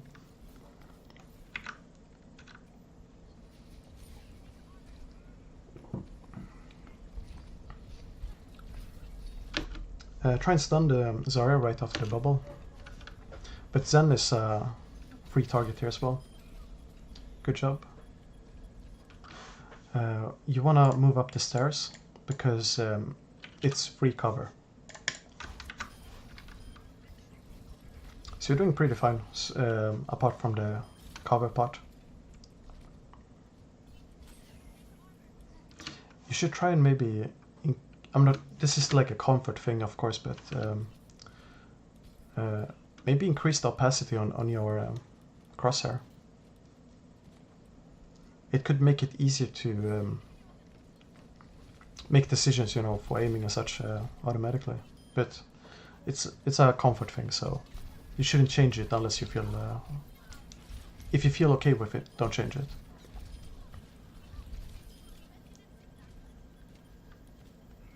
Where can I send my VOD? Should it drop there or stay up with Anna? Oh, okay. So, soldiers should stay with Anna, but Brig, you basically wanna move in. You can, or you don't wanna move in, of course, but because you can't get out. It's hard to say. In this comp, it's kind of weird to play Brig. But since it's ranked, it's only one tech. You want to play it safe, let the enemies come to you. But since the Winston went in, you basically have to follow in. If your Winston didn't dive, then you want to stay, of course. So, True Namer 11 says, no wait, Hexstar Lord, where can I send my VOD? So you can send the VOD on Twitter or on Discord. And my Discord tag is, I'll write it here.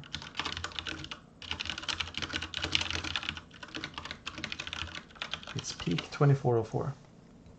So you can send it in a DM on Twitter or Discord. And I have 6 VODs lined up for today. I think it's 6, yeah. So I'll just add more VODs and I'll take them tomorrow though. Maybe I'll just do 5 VODs today. Since I'm doing daily streams, so I'm gonna have a need for VODs tomorrow as well.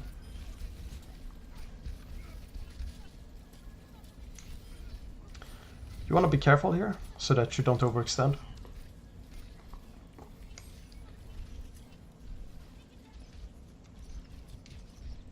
It was good that you popped the altar as well.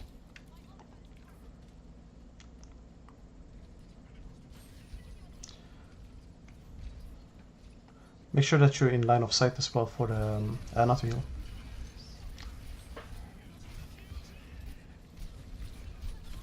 Yeah, here's the problem with this comp.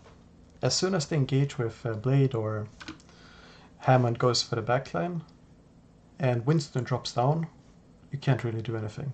It's a lost fight. So that's the reason for why I suggested Zen before, because that way you can discord from far away. Do some right clicks, etc. Yeah, I hope the VOD was useful for you. Okay, so let's see. Just marking which ones are done here. So, next VOD is from a player called Dirka CZ. I'm not sure if I'm pronouncing it correctly. But he's an off-tank player. I love these 1080p 60 FPS VODs. I also love playing Zarya on Rialto. It's so easy to get charges.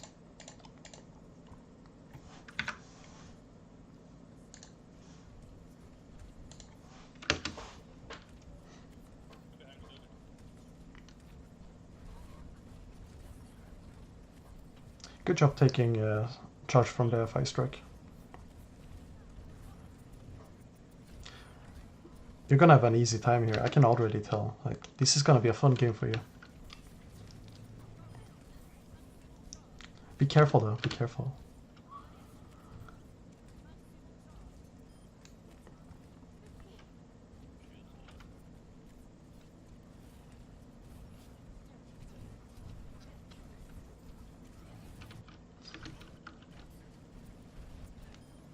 Okay, so you notice that when they use both bubbles, that's a moment when you can tell your your Reinhardt, I have bubble for you all, like, you can tell him to push, but sometimes it's different, you know, interpretations of what push means in ranked.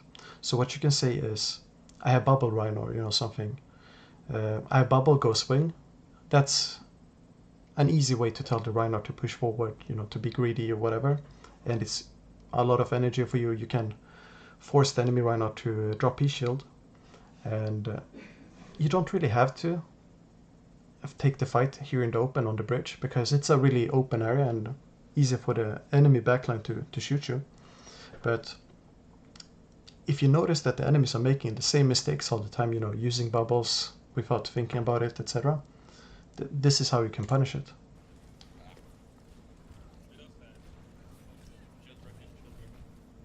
And since you noticed the Widow, it's good that you're playing around the corner.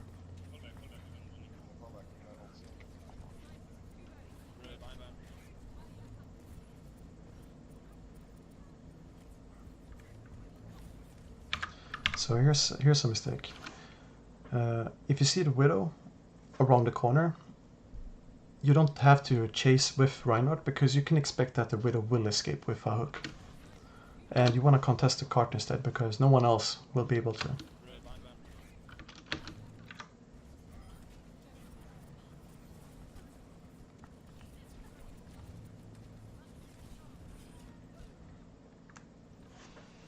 So you see, because you chase, you automatically also close off the line of sight from your healers here on the left side.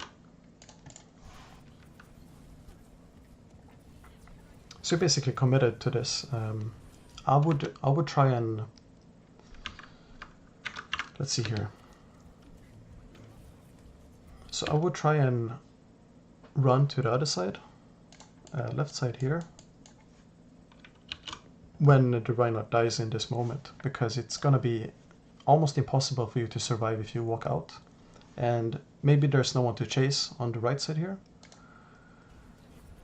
If you don't get the kill on a Symmetra, for example, you'll still die, as you'll notice.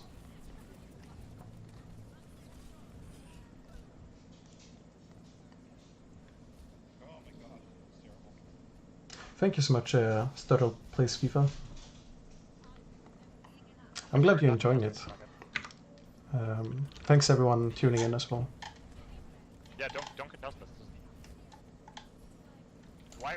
So you pop, or the Symmetra pops her barrier. It could be because she wants to switch from Symmetra, or maybe, I don't know, she has some plan. This is right next to their spawn. Even if we win, it doesn't matter. And you're right, it doesn't matter if you win the fight on the bridge. So that's why, yeah, it's not good to take the fight there. Good job with the Reinhardt.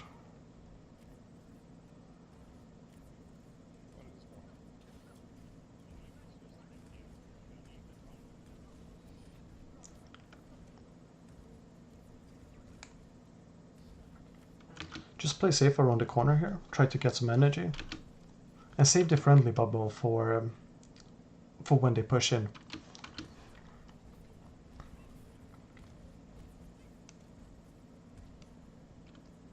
Okay, I'm gonna grab them here. Go. So when you want to look for the grab, you can stay on the stairs here and just shoot straight down. Since if you hit the Reinhardt shield, since the grab radius got nerfed, it's not guaranteed that you'll pick up everyone. Swing, Ryan, swing.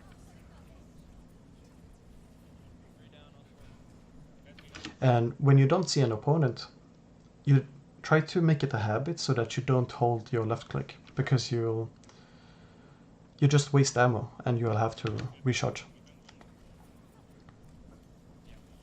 But I understand that you were tracking and lost target. I do that myself as well, so it's just a habit thing you can improve on.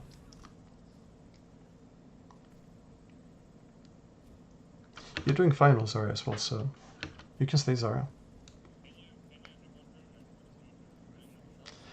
It's a bit unfortunate that you have teammates tilting in the chat. Yeah, as Andy says here in chat, you seem to reload a lot, so try and not make it so that you reload when instead you can fire. Also think about using your right clicks when there's multiple people stacked, and you can sort of I switched to Winston.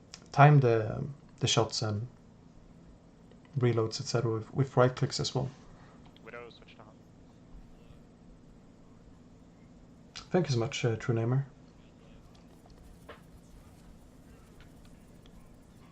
So let's see here. You switch to Winston when you have a Reinhardt. It's much better if you stay Zarya because there's more synergy between the tanks. If you are on Winston here, you have to think that there's no one that can fight with you if you jump in, and if Reinhardt fights or swings, there's no one that can support him in the front line. And if you two fight together, it's still gonna be very little synergy because there's no shields, like bubbles, I mean, and there's also no burst damage. Since you're on Winston, for example, if you have a Tracer with bomb or Genji with dashes, etc. Obviously, you can go for the backline, but you don't really have to go for the backline. If you're on Zarya, for example, and you have 100 energy, if you focus the Reinhardt and Zen discords the Reinhardt, it's gonna be super easy.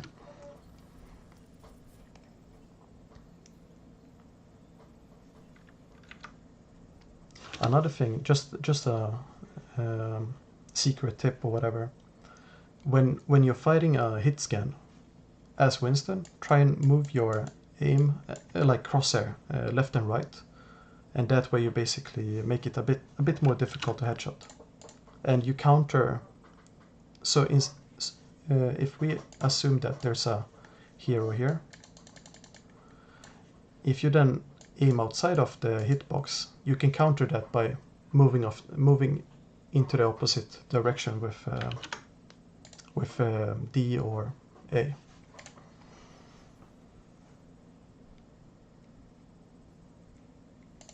Do you have any advice on how to not come off as toxic when trying to give constructive criticism in a scrim environment? How do you point out misplays in a way that won't make a player feel bad?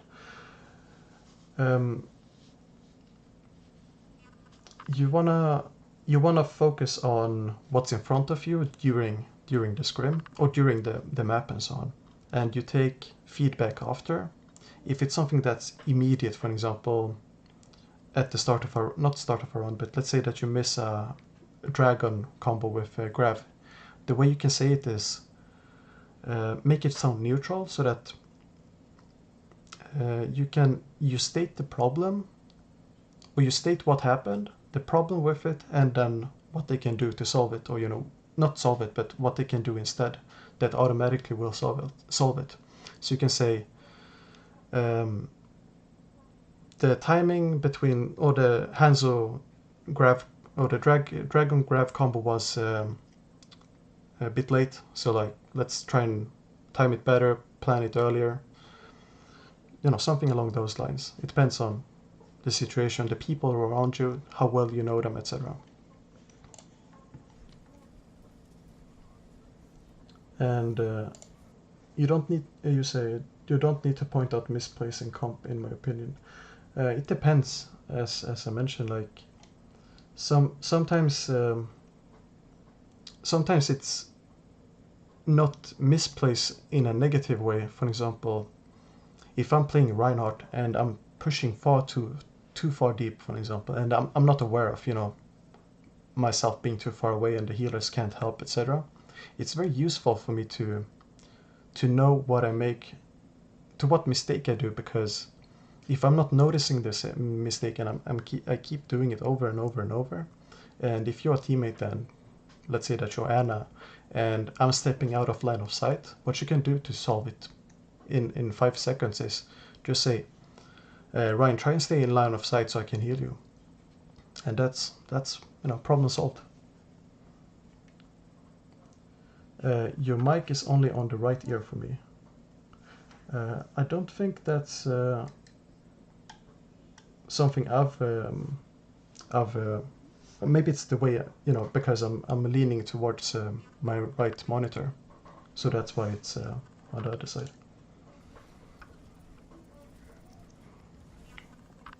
So yeah, as I mentioned, it's very little synergy between Rhino and Winston. So in my opinion, you should have stayed on Zarya. You did pretty fine, like you had a ton of energy as well.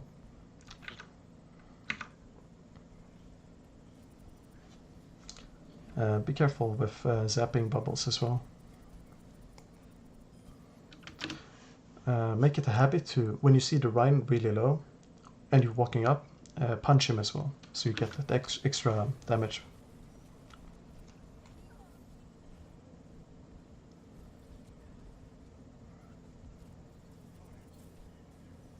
Just like that, like on Anna.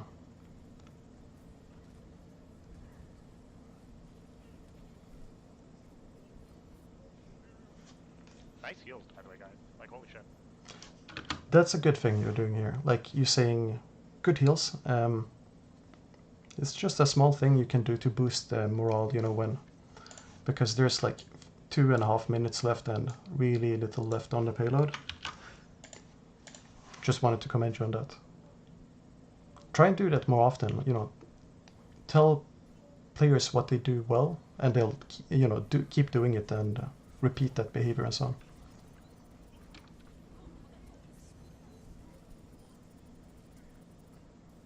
Oh, thank you for watching, Adurka.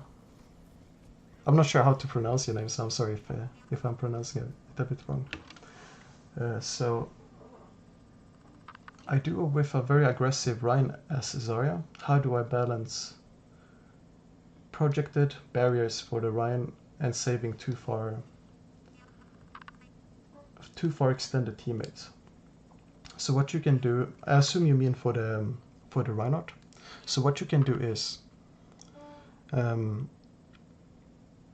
tell the Reinhardt when he has to be careful, you know.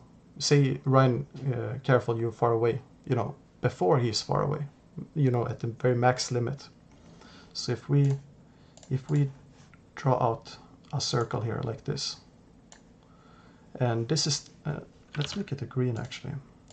So this is the safe zone, like how far away an enemy is, or our teammate is. You're in the middle. Then maybe the next circle is yellow, that's like the warning. Then you have red here. Red is when they are too far away. So right before they reach this limit, that's when you can tell, you know, the Reinhardt or whoever else is, you know, far away. Be careful, you're far away, and then maybe their name or the hero name. And maybe they hear it, maybe they don't hear it, but that's one good way of how you can have them stay in range. But if they ignore it or can't hear it, etc., or you don't manage to say it in time, if you put a bubble, but you don't follow them to this range as well. You have to think of your backline, etc. And if your Reinhardt suicides, you don't suicide with him. Nice, nice. If that makes sense, you know, when he goes super far deep, like, yeah, I don't know. High frequency paint skills, yeah. Deer catch, okay.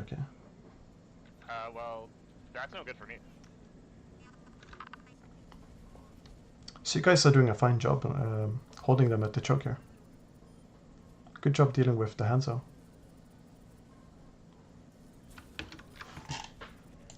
You're basically doing a ton of work here. I just wanted to mention one thing. If you would be caught, or if the enemies find that you're in the backline shooting at them, you want to position yourself so that you can jump in, you know, through the window, above the window, or, you know, back out here, etc., so that you can remain safe.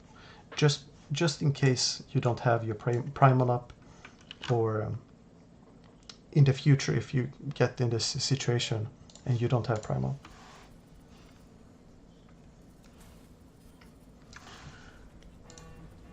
Yo, Jason. How's your day going so far? Yeah, if he needs pocket all the time, yeah, Reinhardt will need pocket, of course, as when you're playing Reinhardt with Zarya. That's especially in this meta. But he can reduce the damage he takes by line of sight and so on.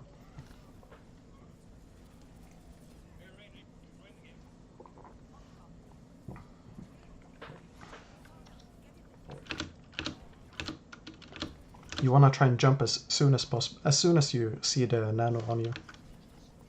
You don't need to find a perfect position because you're really tanky when you have nano on. Great round.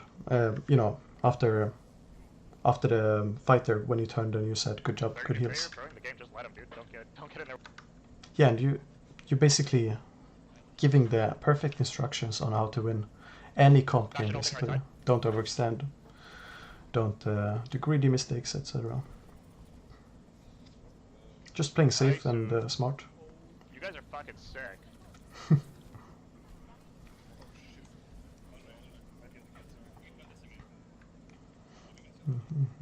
I saw, you know, the jump there, but didn't mention it. So in overtime, you just want to get primal.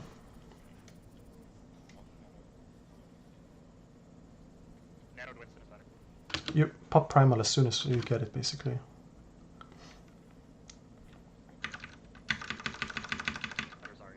So it went pretty good, you know, considering there was little synergy. So when you're facing Orisa as Zarya, this is like a dream matchup for you because it's a ton of free energy. So Rigart says, I'm main Rhine, learning Monkey slowly. My question is, what typical situations do you make the switch from Rhine to Monkey? For example, maps, positions, team comps. So on maps, where, for example, it depends on what the opponents play. Also, for example, if you're playing, let's take Junkertown. First point Junkertown, you can play Reinhardt there. And it's a ton of space. It's really open, so there's not much cover for Winston. And Reinhardt can become really effective because of the shield and shielding many people. And then when you go to the second point, that's when you switch to Reinhardt, because there's high ground, very tight spaces, there's a lot of cover, so Winston can use a lot of line of sight. But then you have to think of your teammates as well. Like if your off tank is only Zarya, and the Zarya doesn't want to switch off Zarya, maybe doesn't know how to play Diva, etc. You have to play differently with Winston than if you have a Diva, because you then don't have anyone to dive deep with you. So you want to use your jumps to jump away instead of jumping in and so on. Another example, you can play Winston on KOF, all KOF maps. He's really good because of the point, for example, on Oasis being on high ground, as well as you have high ground right on point, and then you can drop to contest, you can drop to zap people, then you can jump up, you can have your supports on the high ground, etc. It's more for the maps that allow you to use the high ground and mobility, all these things, if you play Zen, for example, and so on. But you don't have to use Winston on all maps. However, playing Reinhardt on Gardens on Oasis, it's very rough because you don't end up shielding much, since the enemies end up running around you instead of running into you. So the times when Reinhardt is kind of rough is Numbani first point, for example. That's a perfect point for Winston. Numbani second point is pretty good for Winston. Numbani third point is pretty good for Reinhardt though. And that's because of the chokes and so on. So when you have heavy chokes, that's good for Reinhardt.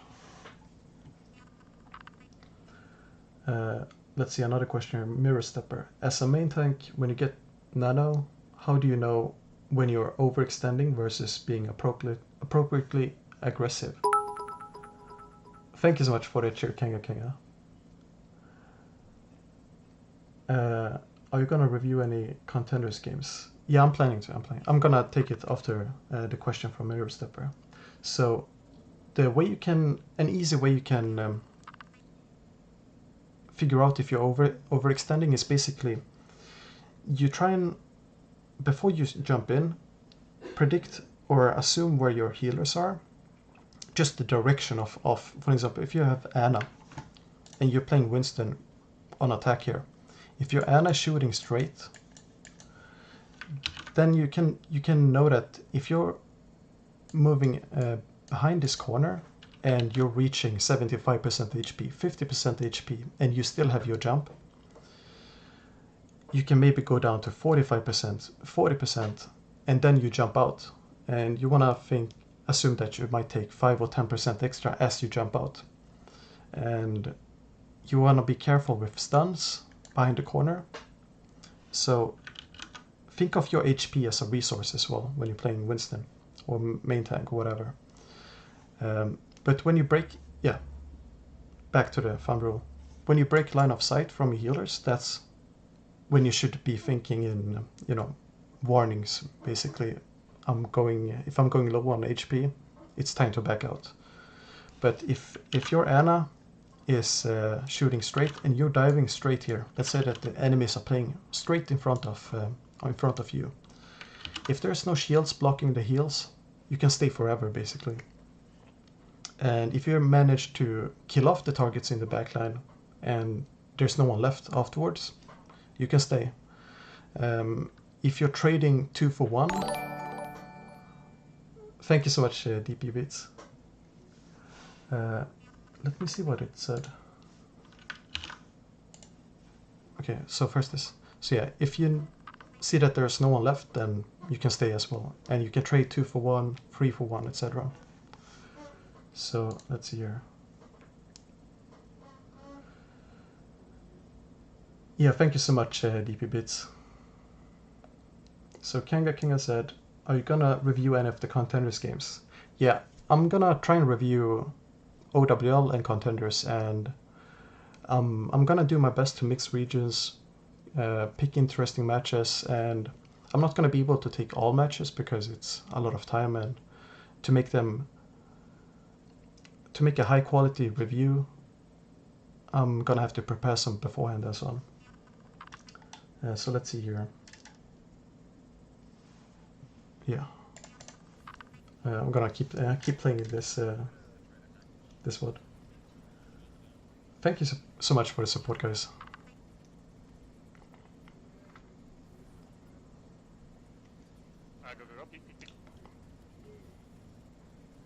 Good job telling the Rhino to pick.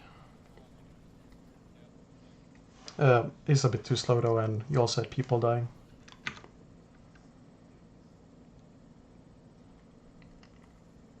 You want to focus on building your nano here. Thank you, Mans Anderson. If this isn't the best VOD to review, could you let me know what could do better and send one more? As long as the quality is good and you're doing your best in the game, you can always take something from VODs. I don't look at VODs as bad or bad to review, unless it's hard to review them for me. Like if we're playing the VOD here on like 144p, you can't see anything happening. But if we have 720, 1080, yeah, like if we play this, like it's impossible to see what's happening. But 1080, 720, as long as it's HD, it's perfect to be reviewed. And I'll review as many as you send in, so just keep recording, and if you feel happy with it, then it's a good VOD. You want to be careful with your positioning here on Zarya, because you're close to the Orisa, you might get discorded, she can headshot super easy, and you have no shield on you. Also, the stun, yeah. How valuable would you say it's to look over VODs? How valuable would you say looking over VODs is for a plat player like me? I would say it's just as valuable as a GM player, as a bronze player, as a masters player, as any player. Because you can never start too early to learn how to learn from your own mistakes, if that makes sense. I'm getting battered. You basically, you can start by looking at your decision making. For example, define what's good in your eyes, what's bad in your eyes, and then try to figure out why you make your decisions. Thank you so much for the videos. Yeah, thank you for watching. I'm glad they're helpful. I'm just happy to educate others and, you know, give back to the scene and so on. Where's our run? So let's see. Oh my god, why are you up there? You can be pretty aggressive now with the Symmetra shield up. I shielded you. Go, go. Keep in mind that you keep shooting at the Orisa shield all the time, so what you can do is step around the shield when she has placed one, because it doesn't cover much here and it's permanently, you know, sticking.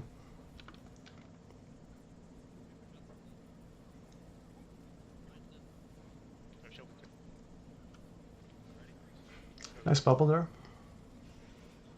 Yeah, just be careful because of the HP, and they have a Zen and they have a ton of spam, so There's a Brigida in the back. that's why it's hard to break the Orisa shield.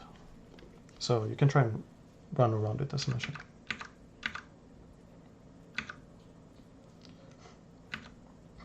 So try and find a good grab here. That's a risky grab, and the reason for it being risky is because you're shooting from a long distance, and this is enough distance for the diva to activate Matrix if she hears it or sees, you know, your body language in game, basically. You can line of sight here, walk up to the payload, you can walk past the diva, you can walk behind her to her side, etc. Mind game her, you know, to use Matrix and so on. Oh no, it happens, yeah. No. I think you didn't notice it because you were focusing on fighting, you know, finding an opportunity, you know, where people are stacked together. So yeah, there's some stuff you can improve on, but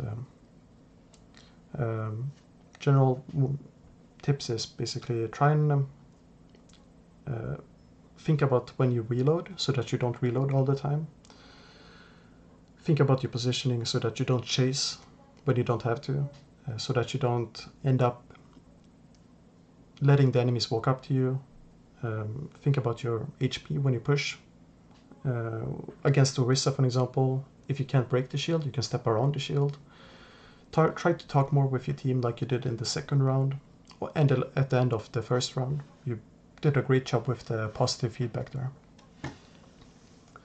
Thank you so much for the VOD, by the way. So this one is done. Let's take Footmob's VOD here. Yeah, and Genji deflect, as Abraham says. T for 2, I'm a high silver low gold Sombra Lucio, although I feel like my Sombra play has been suboptimal recently, struggling a bit with securing kills and hacking the right targets. Do you have any basic advice? I may send a VOD for reviewing eventually. So yeah, if you're feeling like you can't hit shots easily, try to look at how far away you're shooting. If you end up playing Sombra like a soldier, for example, it's going to be really hard to hit your shots. And sometimes, if you imagine a Tracer, for example, you can't really one-clip people from far away. So if you want to one-clip a Zen, for example, as a Sombra, you simply have to walk up. But you have to remember that they might headshot you if they discord and so on, and you have to be ready to translocate as well. And if you want to hack easily, use high ground, get above tanks, wait until your teammates have started poking your enemies that you're trying to hack, or if you're hacking someone in the backline and so on, so that it's not like you're popping up and it's very easy to shift the focus to you, if that makes sense.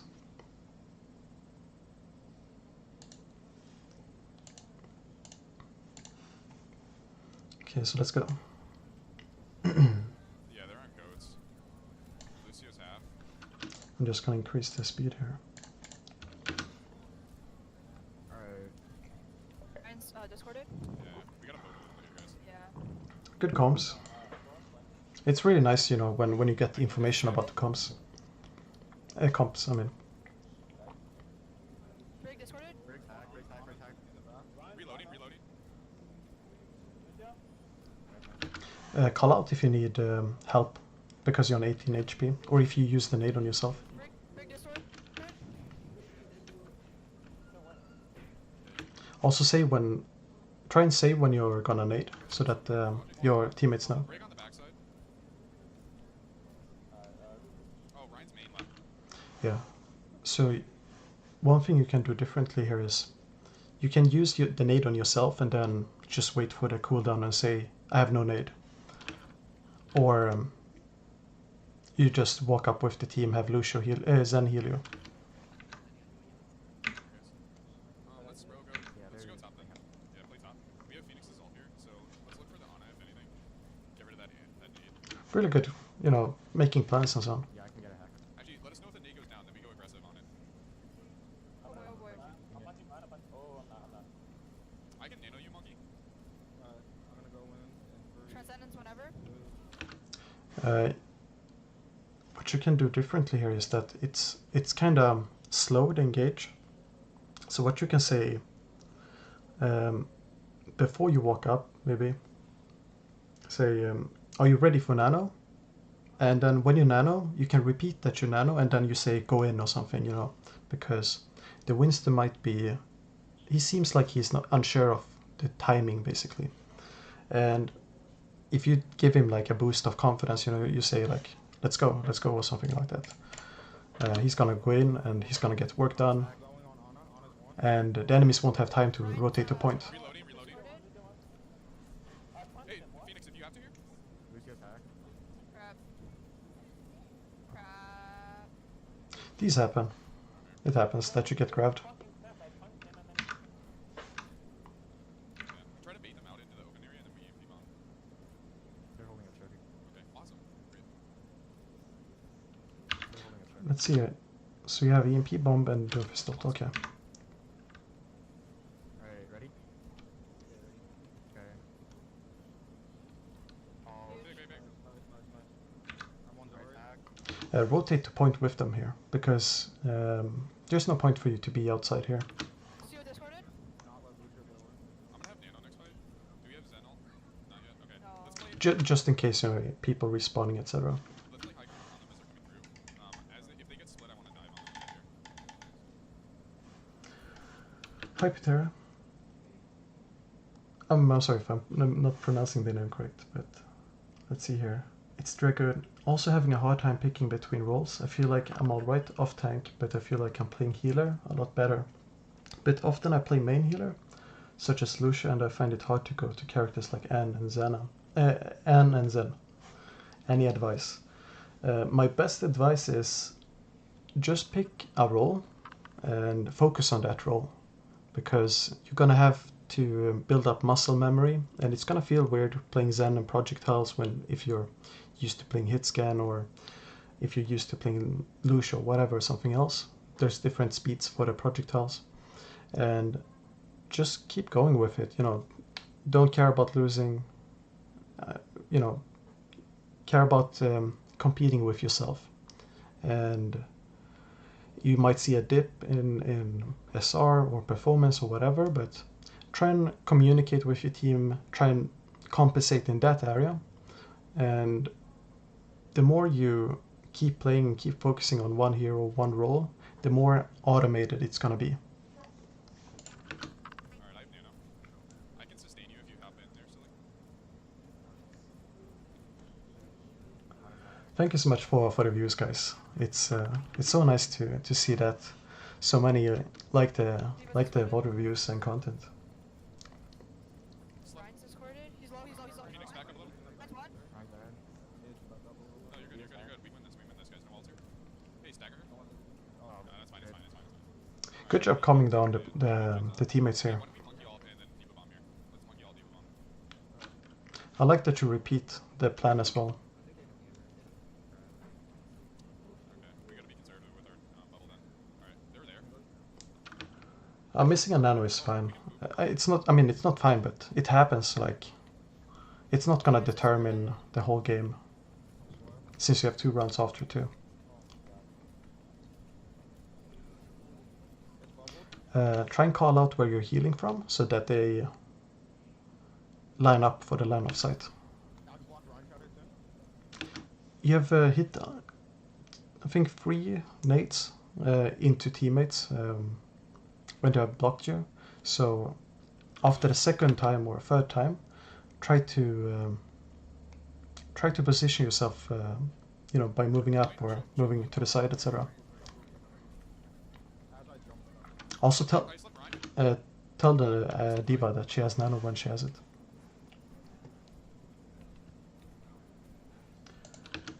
Sorry, the VOD messed up here. High peak, I'm mostly a solo curer, and a lot of my frustration, as I'm sure with the majority of solo curers, is that it's inevitable to run into a team unwilling to work together. I do my best to communicate anyways, regardless, but when you're in a scenario like this, it gets emotionally exhausting. Is it best to just detach yourself from the people unwilling to work together and take the loss, or is there something that I can do that can be done in order to change this behavior? So, thank you so much for the sub, GL260. So, what you can do, there's 2 different things you're trying to do here. You're trying to deal with the frustrations and also change the behavior. So if we start with frustration, you're probably getting frustrated because you're expecting something, and you're so set on expecting, coordinated team. Maybe you have some defined version of what good comms is, or what level of comms there should be in ranked.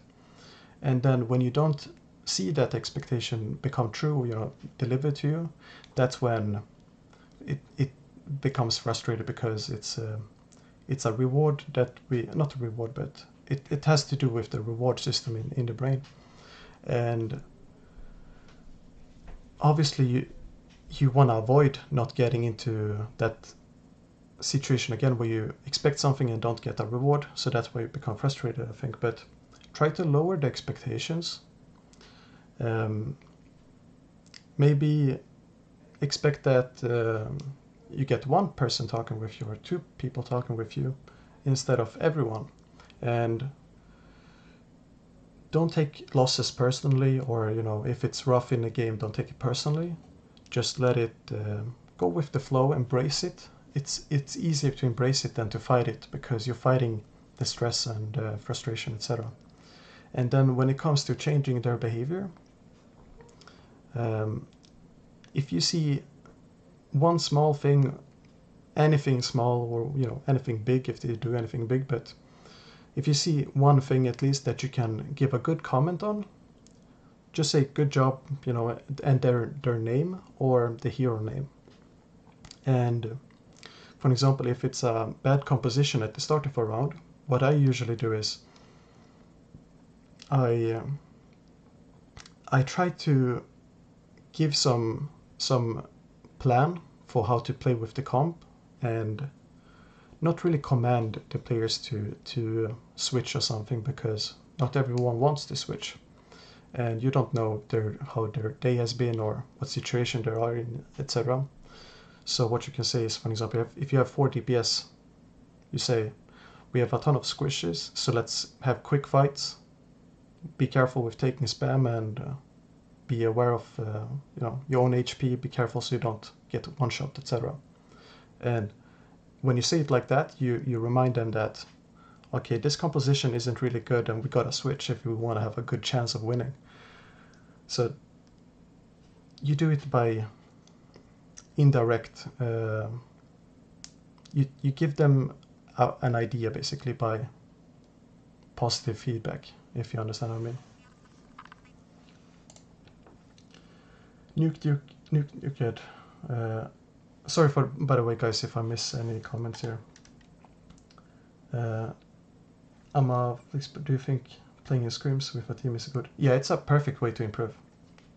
Study your own vods. That's the best way to improve. and you want to get scrim experience, it won't hurt. It's more organized than the ranked, so just remember that when you go back to ranked, you won't have the same type of players, you know, organized plays, etc. Oh, did they cap it? Did they cap it? Yeah. Oh shit. Yeah, that's unfortunate. Nice try, guys. Thank you so much for the good feedback, guys. I'm gonna try and keep the VOD playing.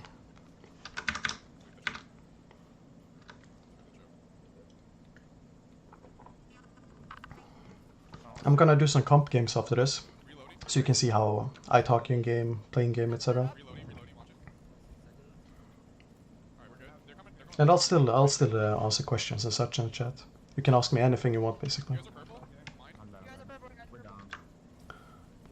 You guys are purple? Mine? You guys are purple, guys. We're down. So you're doing fine here, Asana. It's a bit unfortunate that your team is so spread out and, you know, take an aid for nothing. We got a check. Keep calling plans like this. You're doing a great job, man. Try and play max range as Anna as well. So for example, if you control point or the team fights on point, let's say that you push in, no one stops you here. This area is really good for Anna because you can scope and you have no one reaching you basically. So try to look for those long distance areas. For example, here you can sit and scope, and it's gonna be way easier to heal than if you hip fire. Reloading. We have shatter still. I'm planning on. Oh. Reloading. Watch it still. Oh, also your nose. That's a lot. So let's see, you use nano. Be careful with how you use nano, because you saw that the Reinhardt moved in and it's 30% as well, so you wanna maybe you wanna keep the nano, you know, if you wanna reset, or if it's a bad time to nano. Also let's see here. Reloading. You can say that you have nano, or you're close to nano right now, for example, and that way the Reinhardt might not charge in. You can also tell the Reinhardt to, you know, play safe. I have nano soon. We have shatter still. I'm planning on. What's your opinion on Ashe so far? I think she's really fun. Reloading. Watch it still. I really like Ashe, and it's really interesting to see a different way to aim and so on and scope. Yeah, that was Zarya, Diva, Anna, Ryan. It's gonna be interesting, like how the dynamite will affect We going with grab here. pro matches. Phoenix. We need to sustain if we need to here. Okay. Yep. Can I speed through in 3, 2, 1, speed? Great nade. Purple. It's really good that you say big purple as well. It's the same as saying big shatter, making people Choke here. We gotta wall them off. press forward and doing more work. Oh, they're Ryan. Dynamite feels super weak in scrims right now.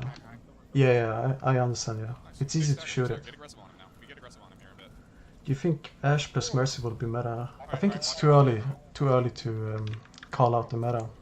Watch it. And I know for sure I have studied Ashe way too little to be able to determine, you know, how she will affect the game.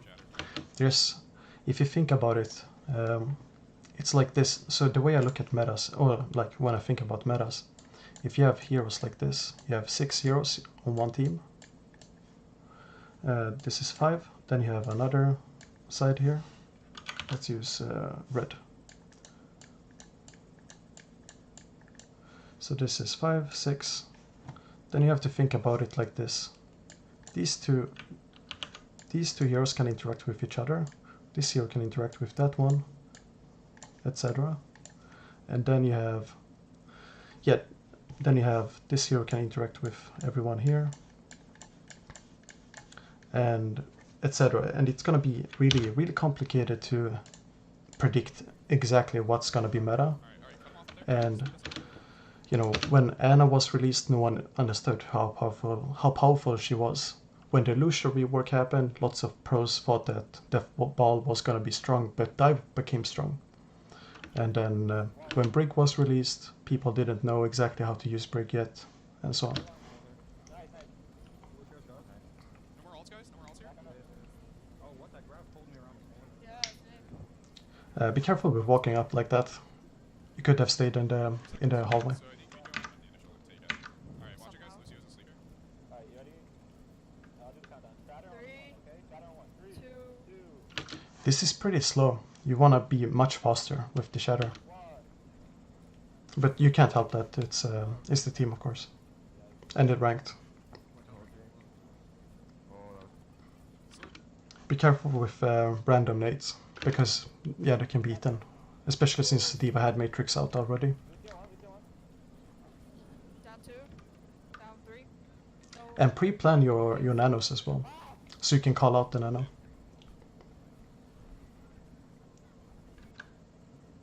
we got Gardens next. I think we go, Oh wait, so sorry, this isn't ranked. we can probably go 5 versus dive, honestly. You could, if we get aggressive enough here, guys, I should be fine on the back line, so you can kind of go in with speed him in and out if you need to. So Let's play around Dildo on the right.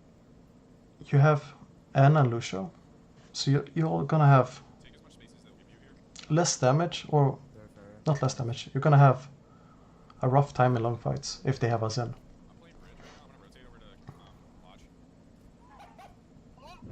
I'm in Lodge right now. There's hack. Yeah, you're right, Puds. The reason I mentioned it though was because the Diva was already matrixing when the nade was sent, so it wasn't a bait.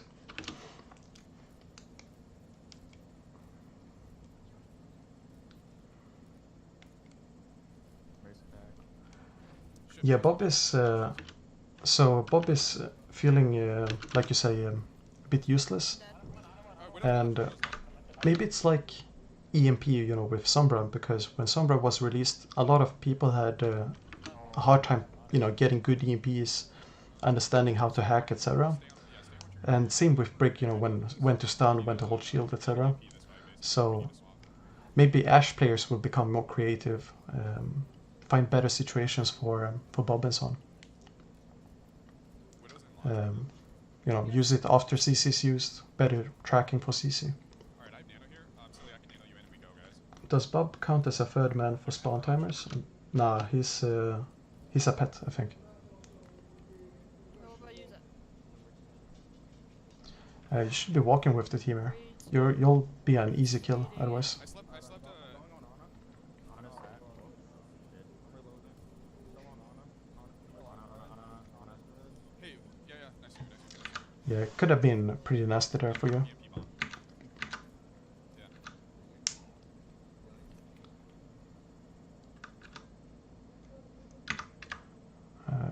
VOD is not loading. 1 second. Okay, back out a little.